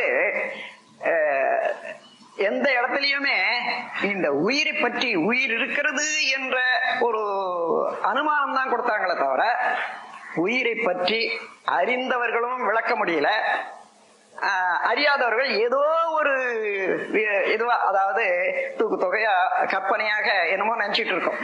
என்ன உயிர் என்பது ஏதோ ஒரு சொரக்காய் போல ஒரு உருவம் உடையது, அணுக்களால் ஆனது, அது அப்படியே எடுக்கலாம் போடலாம் என்ற அளவுலதான் ஓடும் ஓடி வரும் என்றெல்லாம் இருக்கு. அப்படி இல்லை. நுண்ணிய பரமானு அது ஏன் உயிர் என்றுன்னா இருப்பு நிலையாக இருந்ததுல இருந்து அசைவு நிலையாக இருந்ததுனால மெய் அசைந்தது உயிர். இதுதான் இலக்கணம். மெய் எது? மெய் மெய்ப்பொருளான உள்ளது, இறைநிலை, பிரம்மம், சிவம், பூரணம், ஆல்மைட்டி, ஆம்னி போட்டன்ஸ், ஆம்னிஷியன்ஸ், இந்த வார்த்தைகளுக்கெல்லாம் உரிய எந்த பொருளோ அத சுத்தவெளி என்று வாயினால சொன்னாலும் அந்த சுத்தவெளியை அனுமானிக்கக்கூடிய கருத்து நமக்கு வரணும். அது எல்லாம் அடங்கியது. மலராத முன்ன மொட்டு இருக்கு, மொட்டுல மலர், அவ்வளவு மலருடைய மனம் எல்லாமே அடங்கி இருக்குது. அதனால அதுல இல்லைன்னு சொல்ல முடியாது. அந்த மாதிரி ஒரு இருப்பு நிலைய மெய் என்றும், மெய் என்றாலே அசைவற்றது, இருப்பாக உள்ளது என்றது அர்த்தம். அந்த மெய் அசைந்தால் அதான் உயிர். அதேதான் நம்ம தமிழ் நூல்ல கூட, இலக்கணத்துல கூட மெய் எழுத்து என்றால் அசையாத எழுத்து, இது அசையாது. அதுல உயிர் சேர்ந்தால் அசையுது. ஆ இ உ என்ற வார்த்தைகள் சேர்ற போது அது அசையுது. அதனால மெய் உயிர். இந்த மெய்யோட உயிர் சேர்ந்த போது எழுத்துல உயிர் மெய் எழுத்து. அதுதான் இந்த காஞா எல்லாம் உயிர் மெய் எழுத்தாக பார்க்கணும். அதே போலதான் உயிர் மெய் எழுத்து தான் உலகம். அதாவது மெய்யாக இருப்பது பிரம்மம், உயிராக இருப்பது சக்தி, விண். அந்த விண்ணனுடைய கூட்டுல தான் எல்லாமே இயங்கி கொண்டு வர்றது என்றதுல இந்த பஞ்சபூத தீரிய கொண்டு வந்தாங்க. ஆனாலும் ஒன்று, இந்த காலம் ஒரு சிறந்த காலம்தான். பெரிய குழப்பம் மனித குலத்துல எப்பவுமே நீங்க பாத்தீங்கன்னா ஒரு நல்ல ஒரு தெளிவும் ஒரு புதுமையும் ஏற்படணும்னா ஒரு குழப்பம் வந்துதான், அந்த குழப்பத்திலிருந்து தான் வர்றதை பார்க்கணும். அது இயற்கை இயல்பா என்னன்னு பாத்தீங்கன்னா இல்ல, அந்த குழப்பத்துலதான் என்ன செய்வது என்றது ஒருமிக்க மனதை இணைத்து அழுத்தி மனிதன் சிந்திக்கக்கூடிய ஒரு ஆர்வம் உண்டாகுது. குழப்பம் வந்த போதுதான் சிந்தனையை உயர்த்துது. அதனால இல்லைன்னா மிதந்துகிட்டே போறான், பழக்கத்திலையும் அல்லது புலன் இன்பத்திலையும் மிதந்துட்டே போறான். அதுல குழப்பம் தீராது, குழப்பம் ஜாஸ்தியா தான் ஆகும். அதனால இயற்கையாக தானாகவே குழப்பங்கள் வந்து இவ அலைச்சலே குழப்பங்களை ஏற்படுத்துகிறது. அந்த குழப்பத்தின் மிகுதியில என்ன செய்வது இனிமே என்ற ஒரு எண்ணம் வர்ற போதுதான் அங்கதான் இயற்கை தன் அறிவிலையும் தன் செயலையும் ஒரு மனிதனல்ல ஒரு புதுமையான விளக்கமாகவும் புதுமையான செயலார்வமாகவும் தோன்றி அவர்களை எல்லாம் நாம் வந்து இப்போ சரித்திர புருஷர்களாக நாம் கொண்டாடுறோம். ஆகவே இந்த வார்த்தைக்கு அர்த்தம் என்னன்னா, இந்த காந்தம் என்ற சக்தியை தெரிந்து கொள்ளணும். தமிழ்நாட்டுல இந்த காந்தத்தை வர்ணிக்கணும்னு தமிழ் புலவர்கள் எடுத்தாங்க. ஆனா ஒரு கதையாக்கி அந்த கதையை காட்டி விட்டாங்களே தவிர ஆனா அந்த உண்மையை உணர முடியாததான் இருக்கு. காந்தன் என்ற ஒன்றுக்கு, காந்தம் என்றால் அழுத்தம், ஒளி, ஒலி, சுவை, மனம் 5 வகையில இயங்குவது காந்தத்தினுடைய வெளிப்பாடு. இந்த 5ஐயும், அதாவது 5 அறிவு 1 6, இந்த 6 தத்துவத்தையும் சேர்த்து கூறுவதுதான் காந்தம். காந்த புராணம்னுட்டு ஒண்ணு நம்ம தமிழ்நாட்டில் இருக்கு. அது கார்த்திகேயன் ஆறுமுக கடவுள்னு வச்சாங்க. ஆறுமுகம் என்று சொன்னா சக்தி சிவம் என்ற சிவமாக இருந்த பூரணா சக்தியாக மிளர்ந்து அந்த சக்தியினுடைய அலையில எழுந்த ஒரு ஆற்றல் சிவத்தோட கலந்து அர்த்தநாரி என்று சொல்லக்கூடிய ஒரு சக்தியாகி அதுல இருந்து பிறந்தது காந்தம். அப்போ அந்த காந்தம் ஆறு முகம் உடையது. அழுத்தத்தினால அணுக்கள் கூடுவது பிரிவது. அதாவது மேல்புற அழுத்தத்துக்கு உட்படும் போது கூடுவது, அது உட்புற அழுத்தத்தினால உண்டாகிற போது அது விரியுது. அப்ப விரிதல் கூடுதல் தான் அணுக்கள் கூடி இன்னைக்கு காற்றாக, நெருப்பாக, நீராக, நிலமாக இவ்வளவையும் அதே எது காந்தமாக மாறியதோ அந்த காந்தத்திலே இருப்பு நிலை ஒண்ணு, இயக்க அலை ஒண்ணு இருக்கு. அந்த இருப்பு நிலை உணர்கிறது. இருப்பு நிலை தான் பிரம்மம், சிவம், பூரணம். அதுதான் இந்த அலையாக உள்ள எல்லா பொருளையும் நிலையாக இருக்கக்கூடிய இருப்பு தான் உணர்கிறது. அதனால அதுவே மனமாக விரிவு பெற்று இவ்வளவையும் அழுத்தம், ஒளி, ஒலி, சுவைமன இவைகள் எல்லாம் உணர்ந்து கொள்கிறது என்பதை வள்ளுவ பெருமான் சுவை ஒளி ஊறு ஓசை நாற்றம் என்ற ஐந்தின் வகைதறிவான் கட்டே உலகுன்னு முடிச்சார தவிர அவரால் அங்க விளக்க முடியாதது. அதாவது இந்த பஞ்ச தன்மாத்திரை விளக்கத்தை நேரடியாக குரு மூலமா தான் விளக்கணும்ன்றத முதல் கவியில சொல்லியிருக்காங்க. அந்த முதல் கவி என்னங்க, அகர முதல் எழுத்தெல்லாம் ஆதிபகவன் முதற்றே உலகுன்னு சொல்லிட்டாரு இல்லையா. எல்லாம் வல்ல ஒரு முழு முதல் பொருள்ல இருந்து தான் உலகம் தோன்றியது என்றத அங்க கொடுத்துட்டாரு. அதுக்கப்புறம் இத அறவாழி அந்தணம் தாழ்ச்சேர்ந்தார் கல்லால் பிறாழி நீந்தல் அரிது. அதாவது கர்ம வினைப்பயனாகவே எடுத்து வரக்கூடிய இந்த சரீரம் மனிதனுக்கு அது அறவாழி அந்தணம், அறக்கடவுளா அறத்தையே இயல்பாக உடைய அந்தணன் என்றால் குரு. அந்தணன் என்ற வார்த்தையே குருவைத்தான் குறிக்கும். அதாவது ஆசிரியர், ஞானாசிரியர். அந்தணன் என்ற வார்த்தையை வச்சு இன்னொரு இடத்துல அதுக்கு விளக்கம் கொடுத்திருக்காரு. அதை பார்க்கணும் நீங்க. அந்தணன் என்போன் அறவோன் மற்ற எவ்வுயிர்க்கும் செந்தன்மை பூங்குழுகளால். அதுங்கதான் அந்தணன் என்றதுக்கு அர்த்தம் அங்க நமக்கு வந்துட்டு இருக்குது. அதை வச்சு நீங்க பாத்தீங்கன்னா அறவாழி அந்தணம் தாழ் சேர்ந்தார்கல்ல, ஒரு குருவை அடைந்தால ஒழிய இந்த உண்மையை நீ உணர்ந்து கொள்ள முடியாது. அதுனா பிற ஆழின்னு சொல்றாங்க பாருங்க. அற ஆழி, அறத்தையே கடலாக அறக்கடலான ஒரு குருவை சேர்ந்தால் அன்றி பிற ஆழின்னா அறத்துக்கு பிற என்ன, அதாவது பவச்செயல், வழி செயல், இதுல இருந்து நீ நீங்க முடியாது என்று சொல்றாரு. ஆகவே அந்த முறையில அந்த உண்மைய உணர்ந்து கொள்ளக்கூடிய காலம், இந்த காலத்தை ஏற்படுத்தி வச்ச இந்த குழப்பங்கள் இவைகளெல்லாம் சிந்தித்து பார்க்கும் போது இது சரியான காலம். அந்த உண்மை எல்லாருக்கும் வெளிப்பட வேண்டிய காலம். அது காந்தம் என்ற ஒரே ஒரு சக்தியை, ஒரு பொருளை உணர்ந்து கொண்டால் இறைவனை உணர்ந்து கொள்ளலாம், மனிதனை உணர்ந்து கொள்ளலாம், பிரபஞ்சத்தை உணர்ந்து கொள்ளலாம், ஆக்கமும் அழிவும் உணர்ந்து கொள்ளலாம். எல்லாமே அதற்குள்ளாகவே அடங்கி இருக்கிறது. அப்ப காந்தம் என்பது என்ன? இறைநிலையாக உள்ள இருப்பும் அலை பொருளாக உள்ள அலை, அதாவது சக்தியும், இந்த இரண்டு சேர்ந்த காந்தம். இறைநிலை என்பது சுத்த வெளி எங்கு நிறைந்திருக்கிறது. அதனுடைய துண்டுபட்ட ஒரு வெளிப்புறமாக உள்ளத ஓமானம் காட்டி அதுக்கப்புறம் உள்ளுக்கு வர்றேன்.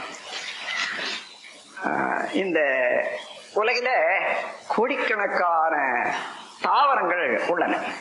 இந்த தாவரங்கள்ல ஒரு 100 தொட்டியை வச்சு 100 விதமான வித்தியாசமான விதைகளை போடணும். மாங்காய், புளியங்காய், எள்ளு, கொள்ளு, கடுகு, இப்படி வச்சுங்க. அவ்வளவும் போட்ட மண்ணு ஒண்ணு, ஊத்துற தண்ணி ஒண்ணு, காயிற சூரியனும் ஒண்ணு, அடிக்கிற காத்தும் ஒண்ணு. ஆனா அந்த முளை விட்டு வெளியே வரும்போது அது அதனுடைய தாய் என் தன்மை உடையதோ அதே மாதிரியாக முளைவிட்டு, முளையில எடுத்து கசிக்கும் போது பாத்தீங்கன்னா அவ்வளவு தெரியாது நமக்கு, பலனால உணரக்கூடிய அளவு. இன்னும் வளர வளர வளர அந்த ஒரு இலையை கிள்ளி போட்டா ஓஹோ இது மாயலை என்ன சொல்றோம். இப்ப இதற்குள்ளாக அதுக்கு சுவையும் வந்துடுது, மனமும் வந்துடுது. அதுக்கு மேல வளர வளர பாருங்க, அந்தந்த நிலை வரும்போது அந்த மாவின் தன்மையாகவே வளர்ச்சி அடைகிறதுக்கு எங்க இருந்து அது அணுவும், அந்த அணுக்கூட்டமாக உள்ள மாலிகூல் பேரணுவும், அந்த பேரணுக்கள் சேர்ந்த கிறிஸ்டலைசேஷன், அதாவது ஒரு வடிவமைப்பு. வடிவமைப்புன்னு சொன்னா அணுக்களுக்கெல்லாம் ஒரு வடிவமைக்கு இல்லைன்னா ஒன்னோட ஒண்ணு சேர முடியாது. உதாரணமா ஒரு 4 பழம் வச்சு ஒன்னா வைக்கிறீங்க, 1 2 3 மேல 1 வைக்கிறீங்க, அதான் வடிவமைப்பு. 4 இருந்தா இப்படி இருந்தாதான் நிக்கணும். அதே போல 5 இருந்தா எப்படி 4 வச்சு மத்தியில 1, 6 இருந்தா எப்படி. அதே போல அந்த அணுக்கள் கூட்டத்திலேயே கூட இயக்கத்துல அந்த வடிவம் அங்கங்க அமைஞ்சு போறதுதான் அந்த கிறிஸ்டலைசேஷன் சொல்லுவாங்க. அந்த மாதிரி அமைந்ததுனால அதே கிறிஸ்டல் தான் இன்னொன்னோட இணைகிற போது ஒத்து நெருங்கி இயங்குற போது மாஸ் ஏற்படுறதுக்கு, அதாவது உருவம் ஏற்படுறதுக்கு வழியாகிறது. அதை வச்சுட்டீங்கன்னா இந்த இங்க நிலத்துல இருந்து என்ன வருது, தண்ணியை தான் இழுக்குது. இழுக்கிற தண்ணி இந்த பூமியினுடைய சுழற்சியினால கெட்டி பொருளை கீழே இழுக்கும், லேசான பொருளை மேல தள்ளும். இது இயல்பு. அதனால இந்த தண்ணிக்கு ஒரு சிறு சூடு, அந்த பூமியினுடைய சூடு மேல ஏறுது. ஆனா அதுக்கு மேல போக முடியாத வளர்ச்சி அங்க முடிவு இருக்கிறதுனால திரும்புது. இப்படியே திரும்பி திரும்பி கீழே வர்றது மேல ஏறுறது, கீழே வர்றது மேல ஏறுறது. அதுக்குள்ளாக இந்த சூரிய வெளிச்சம் பட்டு இவைகளெல்லாம் நீராக இருந்ததெல்லாம் அந்த அணுக்கள் எல்லாம் பிரித்து அதனுடைய முளையில ஒரு கோடுன்னுட்டு, அதாவது பிளான்ன்றது ஒண்ணு இருக்கு. எப்படி நம்ம வரைபடம் போடுறோமோ அதே போல வரைபடம். அந்த வரைபடத்தை, அதாவது வரைபடம் எப்படி உண்டாச்சுன்னா ஜீவகாந்த சக்தியினால வரைபடம் வந்தது. அந்த ஜீவகாந்த சக்தி பிரபஞ்சம் முழுவதும் இதே போல மாங்காய் எத்தனையோ செடி வந்து அதனுடைய அலையெல்லாம் சேர்ந்து இருக்குது பாருங்க பிரபஞ்ச காந்த சக்தியில. இப்ப இதற்கு வேண்டியதை மாத்திரம் அதை இழுத்துக்கொள்ளக்கூடிய ஆற்றல் இந்த ஜீவகாந்த சக்திக்கு உண்டு. அப்படி இழுக்கிற போது மாங்காய்க்கு வேண்டியது மாங்காய் எடுத்துக்குது, தேங்காய்க்கு வேண்டியது தேங்காய் எடுத்துக்குது, கடுகுக்கு வேண்டியதை கடுகு எடுக்குது. அதைத்தான் நான் அடிக்கடி சொல்லி வரேன், பிராக்ஷன் டிமாண்ட்ஸ் டோட்டாலிட்டி சப்ளைஸ். எந்த இடத்திலையும் நீங்க தகுதி ஆக்கி கொண்டீங்க சொன்னா அந்த தகுதி பிரபஞ்சம் முழுவதும் இதுவரையில வந்த இயக்கத்தினால நிறைந்து இருக்கக்கூடிய ஒரு ஆற்றலானது அது அந்த இடத்துல தானா வந்து சேர்ற போது இத முன்னவங்க எவ்வளவோ தெளிவாக சொல்லி இருந்தாலும் நாம புலன் மயக்கத்திலையும் அல்லது பொருள் மயக்கத்திலையும் அதிகார மயக்கத்திலையும் பொருள் மயக்கத்திலையும், பொருள் புகழ் அதிகாரம் புலன் என்போம், இந்த 4 விதமான மயக்கத்துல அதை கண்டுபிடிக்கவே முடியாத விட்டுட்டோம்.